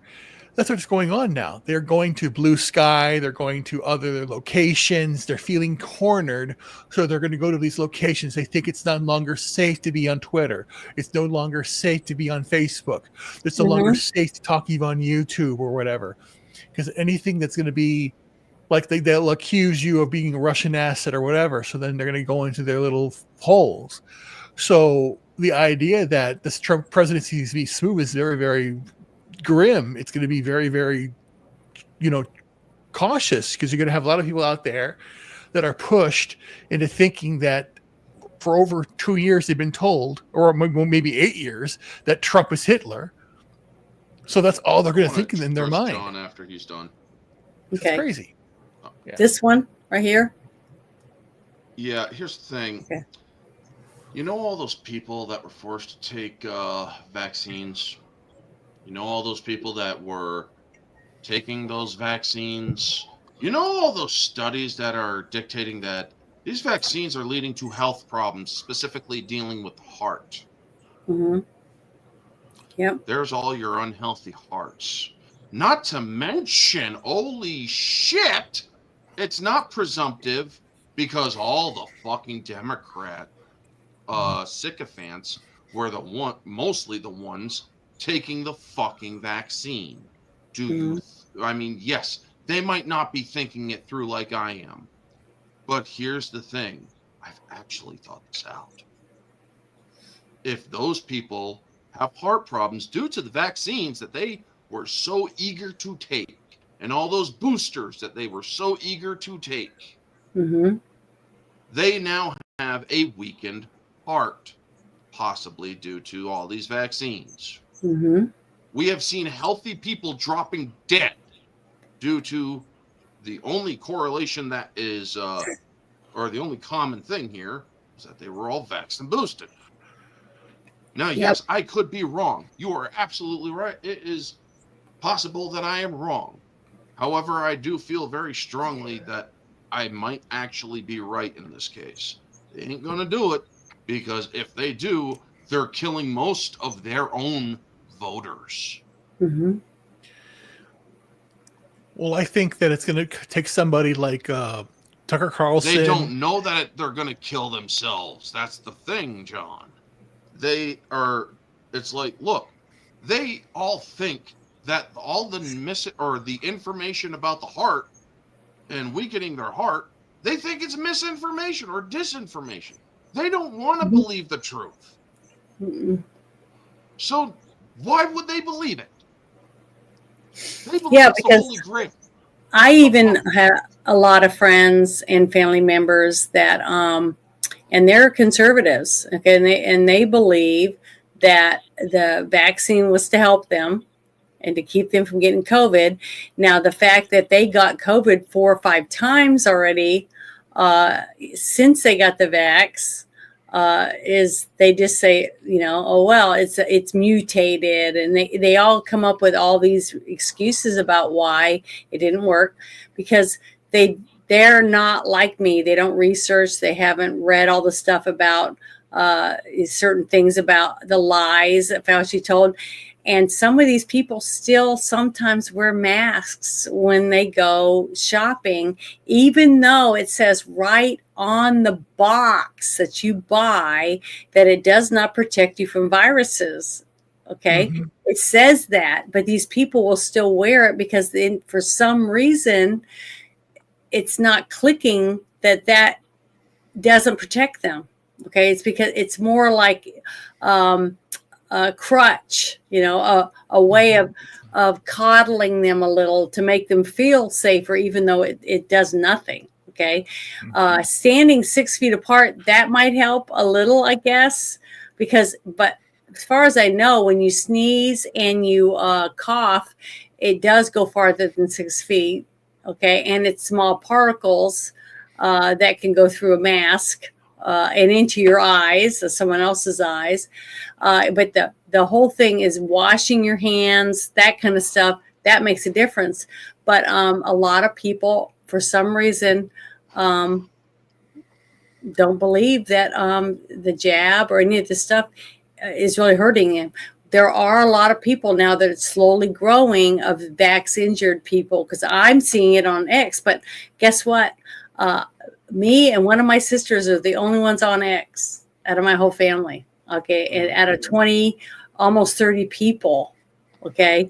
When you look at all the people involved they are old enough to get on here, they don't. They're on Facebook. Some of them are on Instagram. A few are on LinkedIn and some of these other things. And that's it. Okay. And you know where they get their news? Fox News, CNN, MSNBC. That's where they get their news. That's why they probably still don't even know about half this stuff. And they don't want to read some of the stuff I send them. So, there are people that are still don't know about any of this stuff, and they don't want to know. And if I was to sit down and tell them about it, they would think that probably think I'm crazy or I'm a conspiracy theorist or whatever else. So some people just don't. I know, but what I'm saying is there's a lot of people out there that we're not going to get to change their mind. They don't want to. No, unfortunately not. And they want to stay in the matrix. That's I do right. want to address Hardwick's thing about the EMP and ACs and whatnot. Yeah. Sure, launch an AC or launch an EMP in the winter and take out a person's AC and a person's freezers. Okay, my freezer's out. Oh shit, look, it's cold out. It's snowing.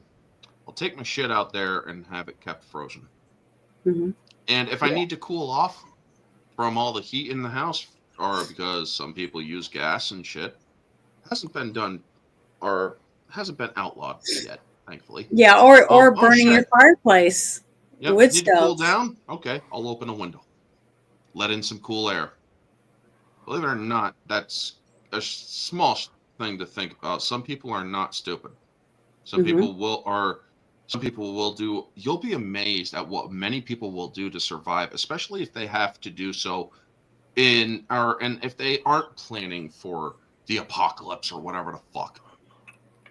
If they aren't planning for it, you'll be surprised with what some people will be able to decipher by themselves and learn by themselves quickly enough, simply through basic shit. Yep. I mean, a lot of people are going to be able to do that stuff. But this was another thing that I thought was pretty interesting when it came across my desk or whatever. I thought it was interesting. But here, let me get it. I think it's, no, this one. Yeah, right here. And yes, those are, to John M., the reasoning on the vaccine wagered that the elites that took it. Well, some of those elites, well, sure, it's easy to show a needle going in their arm, and sure, it could just be a placebo that they were taking. Sure, why not? But here's the thing. All those dumbass, sycophantic followers of theirs would still be the ones taking it. And here's the thing. They would go be ahead. the ones being killed if an EMP, because a small electric shock can put a heart out of rhythm. I have an aunt who's in the medical field. I've talked with her about this when I was younger. Small electric shocks can affect a heart rhythm. A larger electric shock will do more damage. And yes, an electric shock can even revive a heart. But anybody who has heart problems and anybody who possibly has heart problems due to the vaccines, an EMP is most likely going to do more greater harm to the Democrats themselves due to the fact that most of their voter bases are the ones who believe in the vaccines.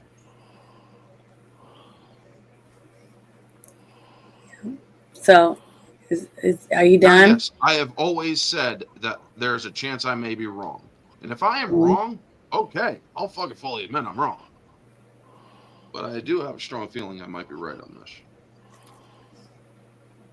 Well, the fact that we're sharing our opinions, I think is good, because that's what we need. Discourse is what makes people think about things and start looking into stuff to try to research and find out as much as they can to share the information. And if we didn't have discourse, we'd just all be sitting around on our couch watching TV, right? So, but this was a good story, I thought, that came across my timeline. I thought was interesting because I didn't know about it because, I've been really busy and I hadn't really been watching that much. But I thought this was a pretty good little story. So here we go. Texas is reportedly considering busing migrants directly to ICE for deportation instead of all this flying around and busing around to sanctuary cities. Texas Public Safety Lieutenant Chris Olivares joins me now. Lieutenant, great to see you. Thank you. Boy, a new sheriff is in town. Tom Homan has already started with ideas about this. How is this going to work, busing these migrants directly to ICE camps? Good morning, David. So yes, of course, the incoming U.S. Border Czar Tom Homan and Governor Abbott have been speaking. They've been speaking, from the very beginning, not waiting until January, coming up with plans and strategies. And I think this could be an effective strategy. Of course, first off, you have to cut out all the NGOs, stop funding the NGOs, because right now the process is when illegal immigrants come across the southern border, they are then apprehended and processed by U.S. Border Patrol. And then from there, they're released to these NGOs where we then come in as a state and bus them to sanctuary cities. Now, these are illegal immigrants that already have been processed and have orders to be in the United States legally. But now if you cut that out and we can directly, be involved in some form or fashion and, busing them to actual detention facilities, that could be far more effective and also act as a deterrent. But also with that, you do need to also expedite these asylum hearings. You're going to have more judges to expedite these hearings so you can have these individuals removed if they do not meet the criteria for asylum. So, but again, it could be a very effective tool, and it just really shows how Texas and now the new administration are working together early, and how we actually have an ally now with the new federal government. Lieutenant, we're getting more of these tragic interviews with unaccompanied children coming across the border. I just want to show you another one from a 10-year-old, between a border agent and a 10-year-old. Roll tape. Buenos días, mijo. ¿Cómo estás? ¿Ah? ¿Qué pasó, mijo? ¿Qué traes? ¿Te dejaron solo? ¿Qué? ¿Viniste solo? ¿Qué tantos años tienes, mijo? 10 años. ¿Y vienes solo? ¿Sí? ¿Y tu papá y tu mamá? No, mi mamá no va a estar en Estados Unidos. And these are just heartbreaking. And of course, AOC and all the others who were crying their crocodile tears 8 years ago. Where's AOC during all this? What happened to those crocodile tears? They've all dried up, haven't they? They have, all these critics, people that have been critical of Texas, all these, these activists, these civil rights groups, they're missing in action. I shared that video. I also shared another video on Sunday with a 2-year-old that came across the border by herself. Horrible. That went viral. And I share these videos because I want the American people to see what we come across every single day on that border. And yet there's no one else there. There's none of these activists or civil rights groups that are there rescuing these children, talking to these children. It's the men and women that are out there every single day on the front lines coming across, these children, these tragic stories. And that 10-year-old little boy, that's just one of many that we have seen that come across that southern border that have been left abandoned by criminal smugglers. And they are the victims of this border crisis. And unfortunately, it's going to be ongoing. And that's why we need to have a new change on leadership, which Well, we do now. and hopefully we should can just focus say, more on these unaccompanied children. thank God for all of your work attending to the needs of these tragic children who are coming across. You've been doing so for years. Now you have help on the way. But again, thank God for the work you and your colleagues have done. Appreciate seeing you, Lieutenant. Thanks for being here. That Texas is just heartbreaking. Yet I'm so thankful that for whatever reason, those guys were there. Yeah. Right when that little boy came walking up at 10 Yeah. years old. And then he mentioned that there was a 2-year-old kid. I just don't understand how a mother, okay, or a dad would hand their kid over to someone and just let them take them over the border. Where are they going to take them? Who are they going to take them to? I wouldn't want my kid out of my arms. I would be the one that would be holding my kid, walking over scary terrain or whatever to try to get my child to freedom. You know what I mean? I just don't understand the mentality of a person that would hand their child, whether they're 2 or 10, to a total stranger to take somewhere and dump them Right. to someone. It just breaks my heart. And the fact that they did find those 2 children, at least, to know they're not with their parents, but the fact that they're okay and that they are getting, the care they need by food and substance and stuff like that, and not the hugs and stuff that they need from their parents, which is heartbreaking in itself. But I just don't understand. I don't understand how someone just abandons their kid. And they don't think the same way we do. So I can understand when you hear about all these migrants doing horrible stuff, beating people, raping people, robbing people, doing all these things to people here in America, because anyone that would just abandon their kid and hand it to a total stranger is not a normal thinking person like most Americans that I know of. It's heartbreaking. But I do have some good stuff that I wanted to share as we got late into the show. Was the something I found out I thought was pretty good with some people from North Carolina. Let me bring it up here. I thought it was a real story. So we had some crazy shit. We had some sad shit. Now we had some good shit. Yeah, and this is some good shit. This was an article about Hurricane Helene victims getting gifted homes. Oh, nice. Because remember, I've talked about it many times, and it's winter. And I do have another story about them. Some of them are living in tents still, and it's snowing and stuff now. But there is some good stuff that's happening. But these are people, regular people like us, that are helping these people. It's not coming from the government. It's coming from people. So I wanted to share this. Turn this up. My family had it rough, and I had it rough before the flood. And I don't know what to say right now. I'm just so very thankful and blessed. That powerful moment from this show yesterday. Virginia resident Eric Trivet had been living in a tent since September. After Hurricane Helene destroyed his home, Americans across the region are still getting back on their feet. But as these holidays approach, some folks that are stuck in makeshift housing have something special to be thankful for: the gift of a tiny house. Incredible projects underway. Nick Pickrell, founder of Kingsway Services, is with us right now. You could hear the gratitude in his voice for a tiny house. Thank you so much for what you're doing here on the cusp of a holiday. A lot of families still struggling, roads and bridges still out. I can only imagine the logistical challenges. But sir, how do you pull a team together like this? How does it all work? What are you doing to make this happen for people that are still struggling? Thank you so much. Yeah, it's an amazing community that we live in homes in Wayne County, and it really is a community effort. And, we started this a couple weeks ago just with the idea of how can we help? Several of us were down in North Carolina. We saw the devastation. We were trying to do cleanup. We come back and say, how can we help? And so we got together. A friend of mine, he really came up with the idea and just said, let's build some tiny homes and send them down we thought, hey, let's get together with 3. We'll start with 3 and see where that's taken us. And so many different community members, business owners have gotten involved, and it's just continued to grow and expand from there. Well, I can see one of the tiny homes there right behind you. Incredible projects. It's heartbreaking to think so many people still need this kind of help, but so heartwarming to see that you're making this happen and that so many people are jumping on board. What are the logistical challenges? I mean, you're standing in Ohio. A great amount of the need is over in the coast or in Western North Carolina.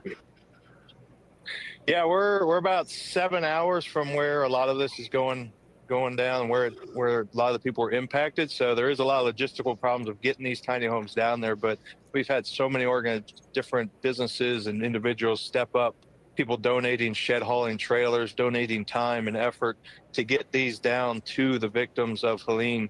And it works really good up here. We have a strong community of shed builders, plumbers, electricians, and contractors, and they're all stepping in, pitching in, donating sheds, donating time, labor, materials, and building these. We started off with a goal, let's get 3 done, and our goal's now gone to 50. Hey, can we get 50 of these out by Christmas? And right now we have 15. The ones you see behind me are the last of the first 15. We have plans for another 10. To go into production starting next week with a goal of 50 by Christmas. And Nick, it's it's a big undertaking. How can people help? And also, if you want to give us a short tour, that would be wonderful. How can people help? Yeah, people can help. One, they can pray. Pray for the victims, pray for the people involved, and pray for the funding to come in. And 2, go to HeleneRelief.com.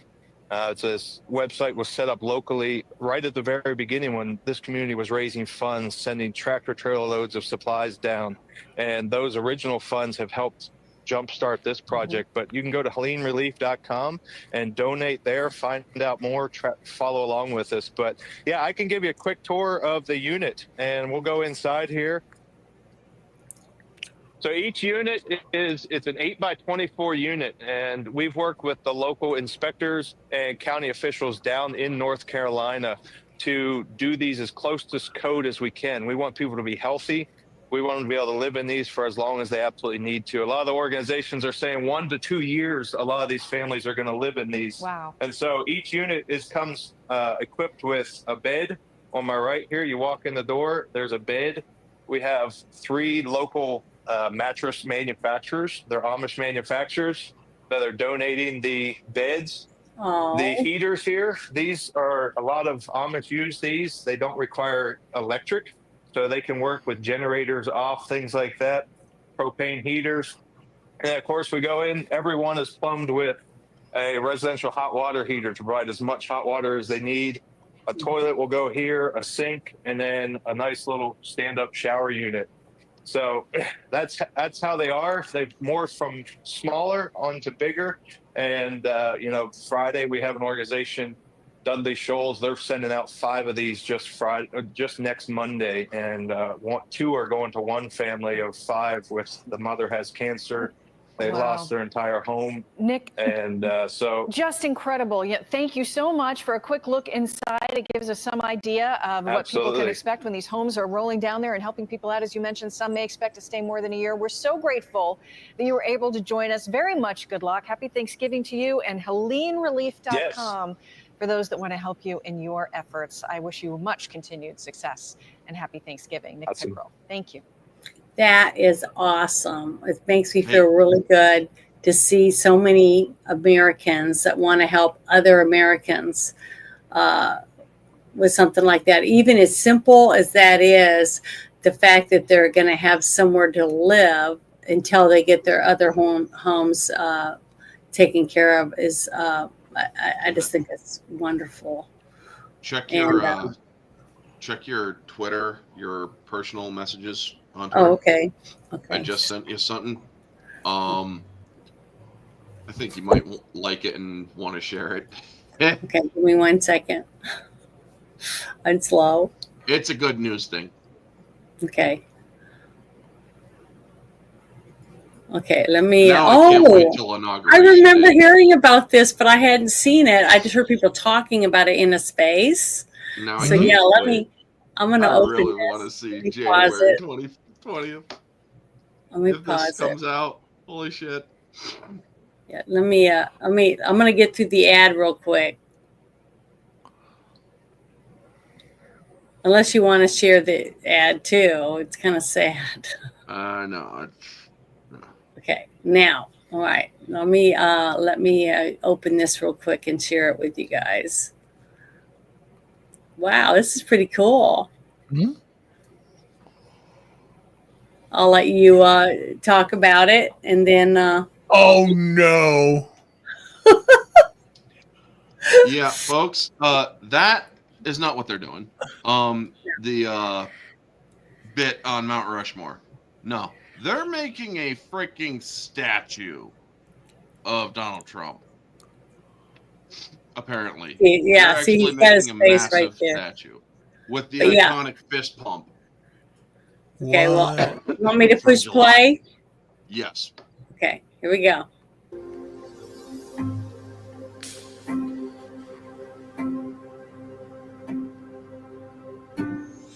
What's up, guys? Your boy Benny. America is fun again. We live in historic times, and this is the most historic map of America in my lifetime. It's a gorgeous map showing Donald Trump winning all 7 swing states, winning the Electoral College and the popular vote. Oh, it's just wonderful. How did Trump do this? Well, Trump engaged in historic moments, like the first time a president's ever served fries out of a hot, deep fryer to his supporters.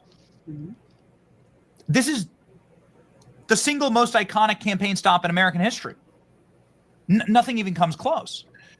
It's the most genius campaign move ever. Take a billionaire, have him work a minimum wage job, and then underneath you troll Kamala Harris because Kamala Harris never worked at McDonald's. I mean, how about Kamala Harris just counter this by taking a shift at Five Guys, right? Oh shit! He dropped that joke. I'm sure she's done that before. Not, ladies and gentlemen, in a way that we can talk about on this family-friendly channel. But no doubt there is something even more historic that happened in this election cycle. Something, of course, that wasn't a planned In bronze, campaign baby. event. This was planned. They set this up. This was not. Well, and it's pretty remarkable.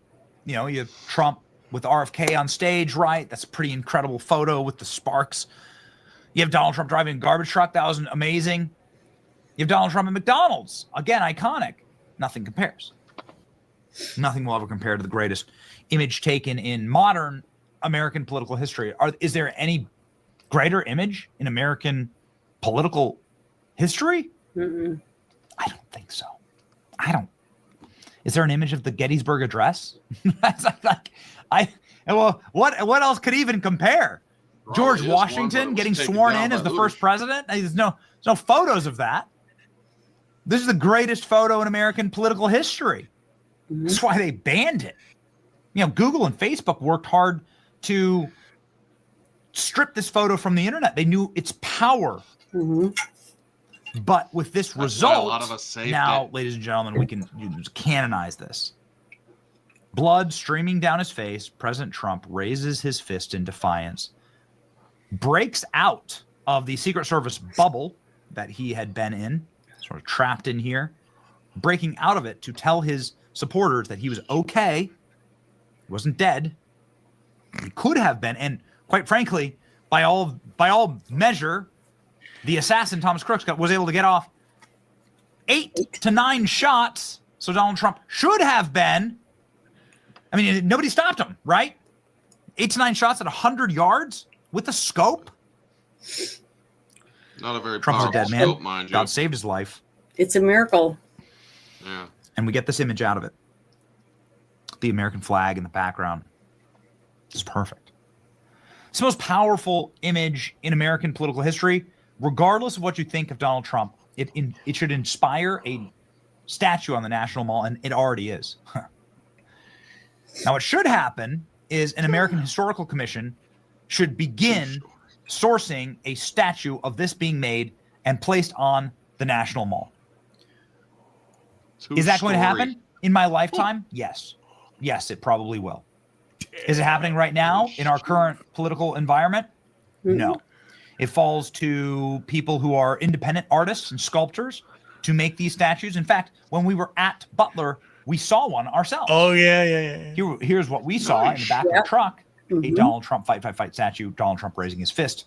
We were able to sort of see how cool it is when you have a majestic statue like that sitting in the back of your truck. Here, ladies and gentlemen, there is a much larger cast being done, a 2-story tall Trump statue drawing on his iconic defiance post-assassination attempts is under construction right now. President-elect Donald Trump is being honored with a larger-than-life 2-story bronze statue being shaped to capture the iconic defiance at Butler, Pennsylvania. Breitbart News obtains exclusive photos of the statue, which is under construction. Backers behind the project will unveil the statue at Trump's inauguration. Here's the creation of the product here as they design it. And let's read more.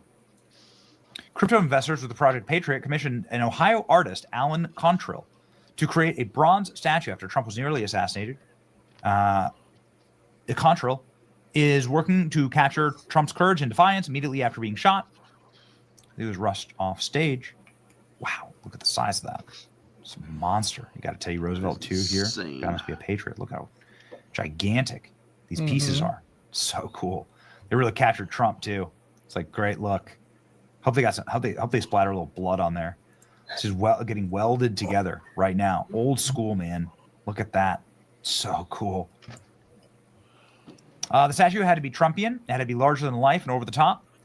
He noted that he spoke with several members of the inaugural committee about the logistics of unveiling it at the inauguration. After the unveiling, the statue will embark on a years-long cross-country tour back on an 18-wheeler crane. Once the tour is completed, those involved in the project will hope the statue can be displayed in Butler before ultimately being placed forever in eventual Trump presidential library. It's been one hell of a ride on the project, they said. Good for them. Here's the model. If you think Black Friday is actually on Black Friday anymore, you're living in 2019. You wouldn't believe how many customers are jumping on deals way before the actual day. And honestly, it's Black Friday. What will look like. It's pretty nice. Incredible. Wow. These close-ups are so cool. Look at this. It's gonna be 20 feet tall plus. The ultimate troll.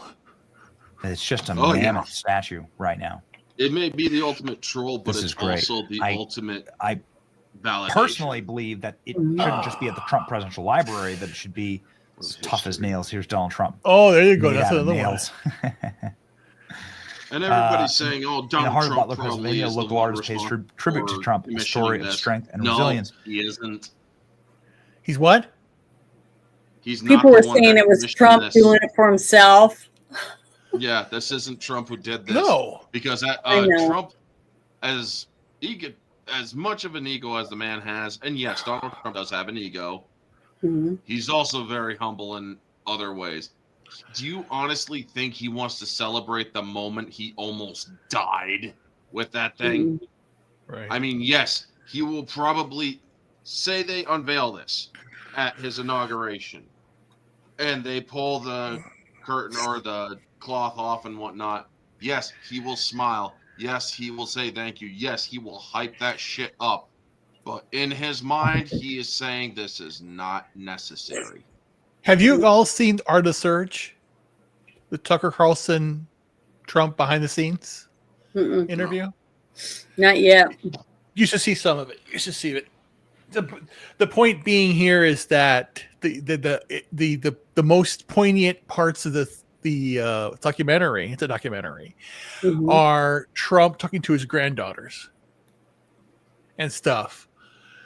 A lot of questions. They're just hanging out and doing stuff and sending messages. He calls me, talks to me, and all that stuff. Just a regular grandpa. And all that. It's what I'm saying. Yeah, I saw that interview. I played it on one of the shows. Yeah. The one that came out and did her speech about him. Correct. Yes. But the point being here is that you see the truth of who he is as a grandfather. Mm-hmm. You see people regular people like this guy, regular people like the guy that inspired these people to do the statue, it's because it represents the American people. Make America great again. Imagine a slogan that's not about Trump will do anything. It's we will do it. We will make America great again. And he's always, yes, he's always saying that us, the American people, get together. When they and he was very pro the most I would say politically savvy and humanistic point of view, positively, that Trump have said. He said two phrases that are very telling. Number one, when he was asked, who are you pulling for, Russia or Ukraine? And he said, I'm pulling for the killing to stop. I don't want anybody else to die. Just lost respect for Kevin Sorbo. Sorry. I heard you. Oh. And then the other thing he would say that's very, when you think about it, could be left-leaning per se, but not really, is he is very against the nuclear warming, not global warming, nuclear warming of World War III occurring. And we're marching directly into that thing. It's just really bad. But he is doing a lot of good things, and people are showing their support regarding to him. So what did Kevin Sorbo just do now?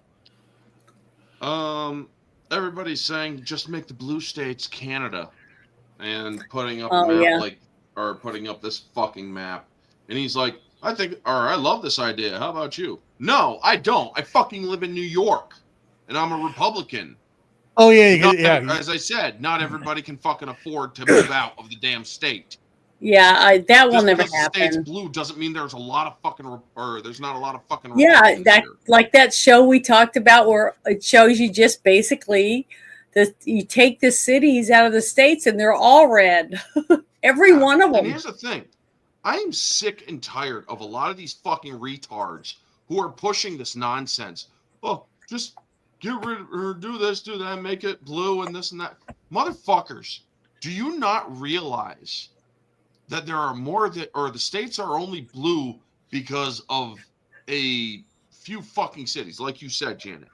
Yeah. But honestly, you're writing off other Americans who actually agree with you on a whole nother other lots of things.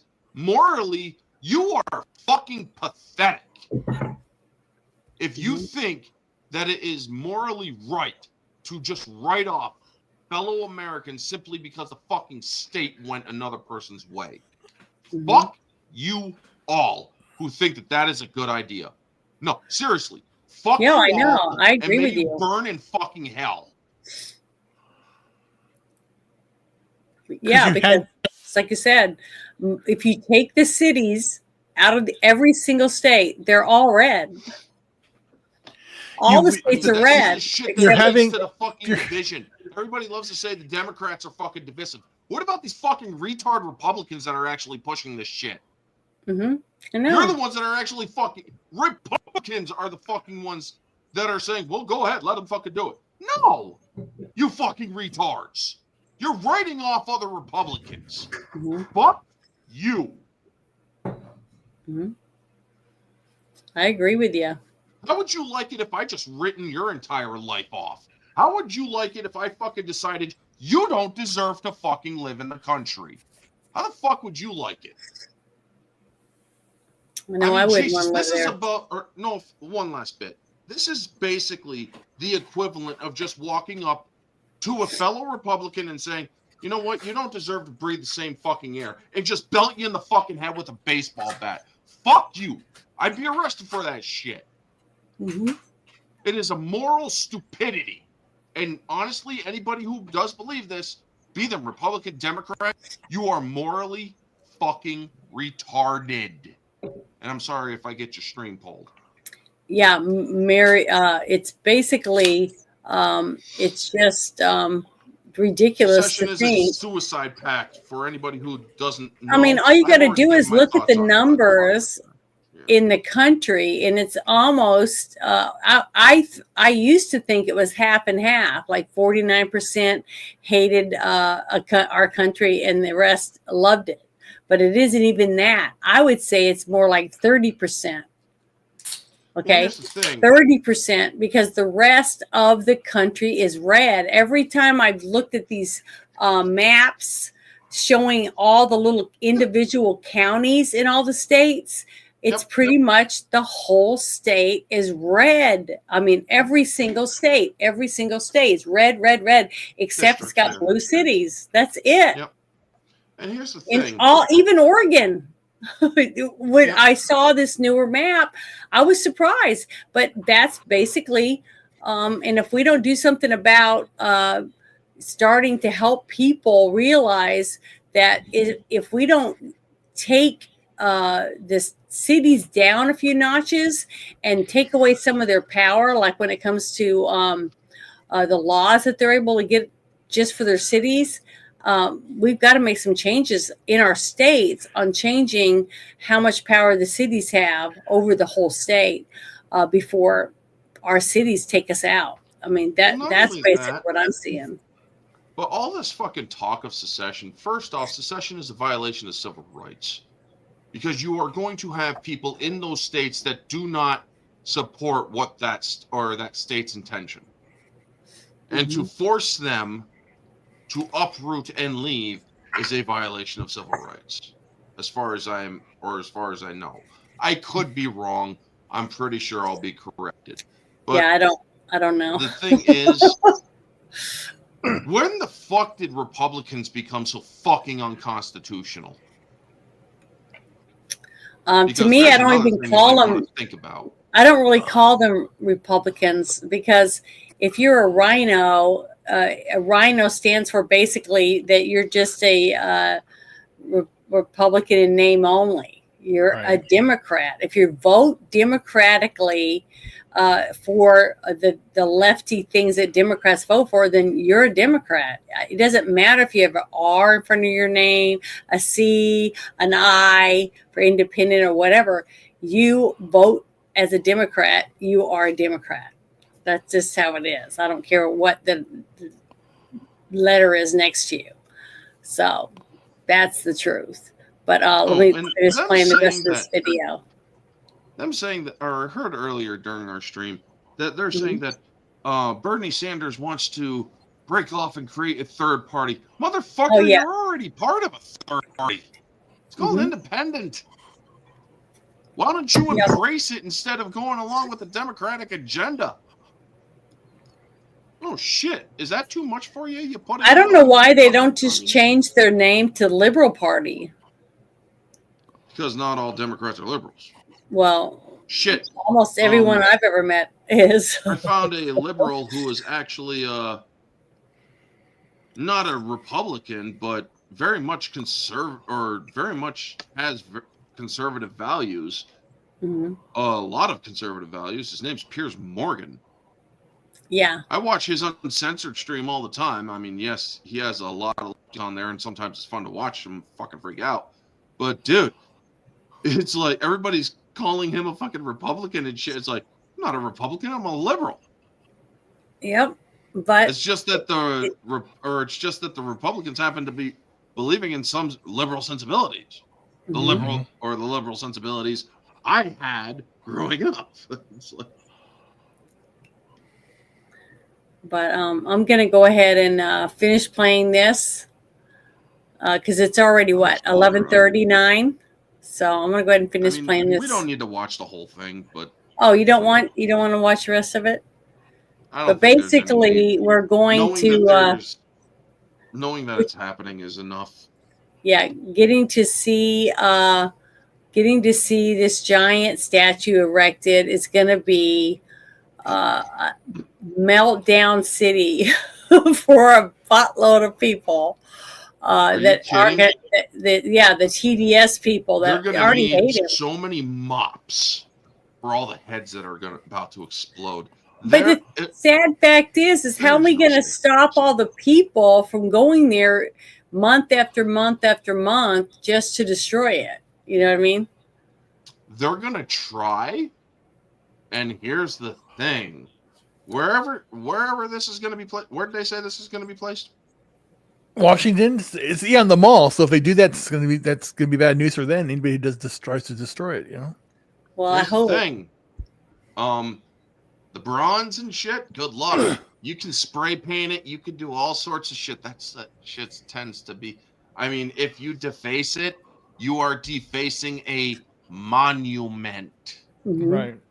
Yeah, but we have seen a lot of monuments. You'll be arrested on federal charges if you do that. Because Well, one, you're on federal land. I hope that they will follow through with that. But I've seen so many statues torn down and stuff in the last 4 years. Torn down.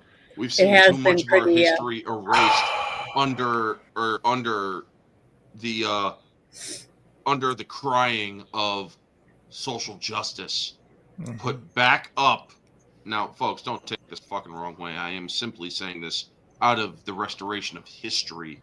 Put back up the Robert E. Lee statues. Put back up all those other Confederate statues. Put back up all the Founding Fathers statues that were ripped down. Put them all back up. And then learn about those people. History is needed so we don't repeat it. These people are important to learn about so we know how to identify evil. Or we know how to identify the virtues of the good. Simply because, Robert E. Lee was a Confederate does not mean that the man wasn't a good tactician.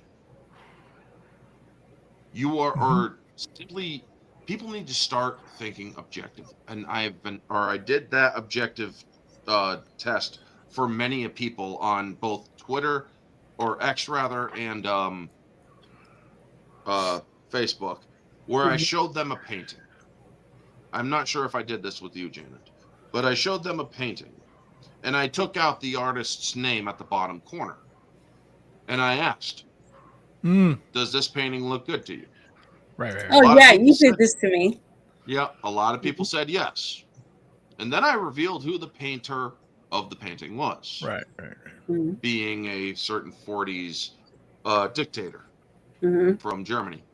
Yeah. And then I asked, does that change your opinion on the painting? Only one person out of the 25 said yes. Now, I wish I had been able to pull more lefties on this thing, because I honestly wanted to test their ability to think objectively.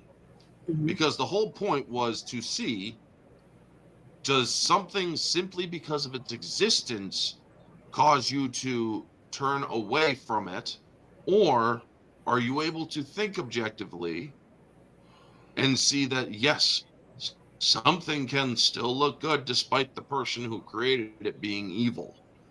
Because here's a lovely history lesson for you. That group that man led, if it wasn't for them and the evil they had done, we wouldn't have Surgeon General warnings on cigarettes and other things to do about alcohol. Yeah. Or Volkswagens. If it wasn't for them, the Surgeon General warnings would not exist. Food for thought, folks.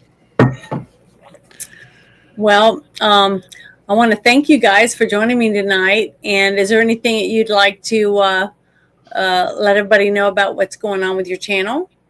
Well, sure. I just got done doing singles tonight because, well, yesterday was Turkey Day. Sunday is the weekly recap with me, Kate, and Ambassador. We're going to cover some Hollywood stuff and then also discuss the movie 10 Things I Hate About You. It's a fun movie, folks. You'll love it. You won't stop laughing.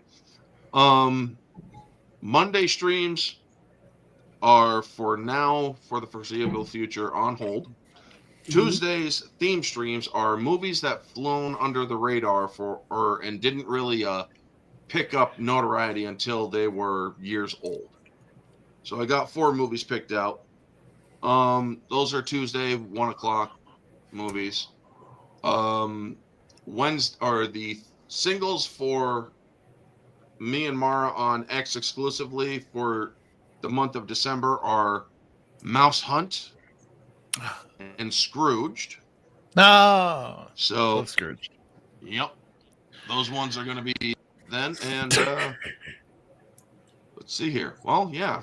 Orange Hat Uncensored with Janet from Another Planet doing her shit show. And, well, tonight I didn't do it on my channel because, well, reasons.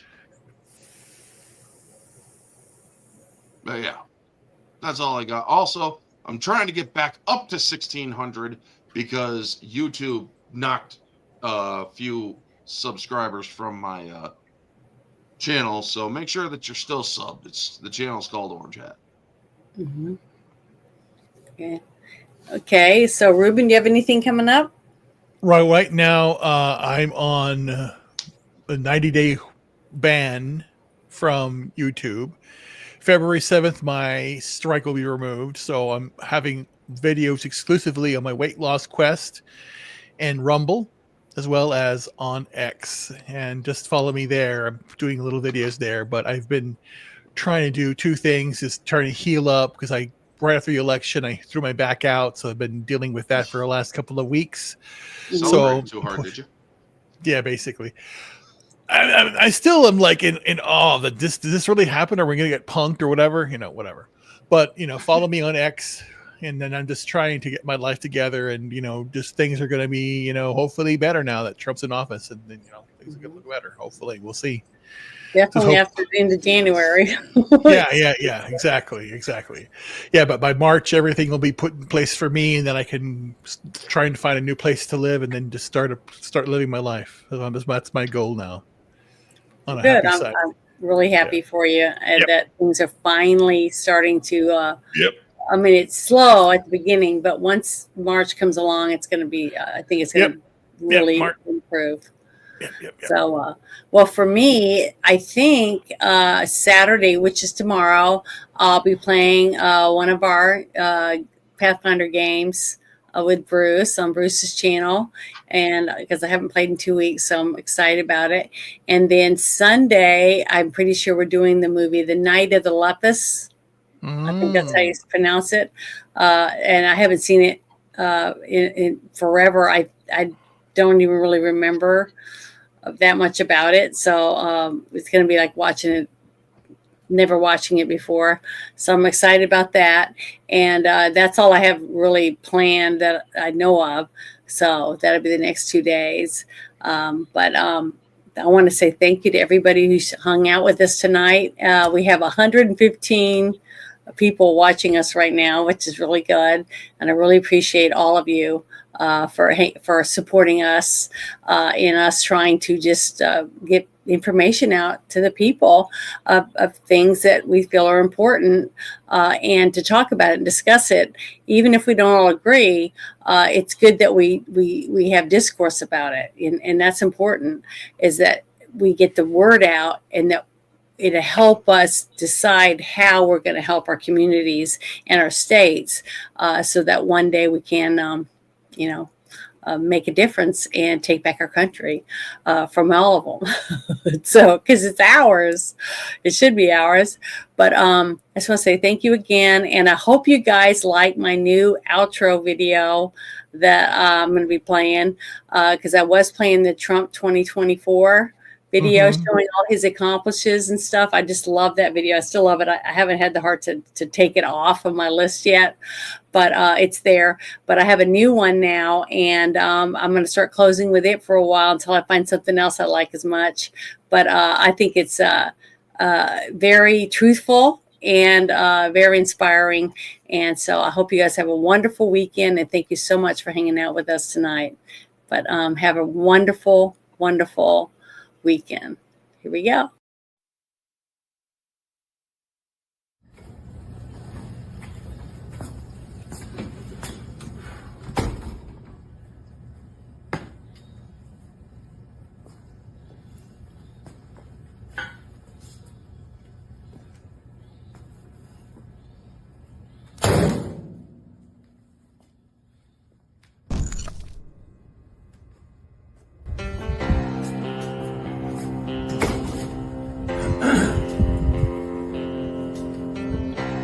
First off, let me convey to my family, friends, and supporters that now is not the time to gloat. We must remember that most of our left-leaning friends are good people who want the same things in life as we do, but simply think differently on how to get there. It is now time to be the bigger man, to extend an olive branch and unite all reasonable people of this great nation. God has blessed America, and together with President Trump, we will make America great again.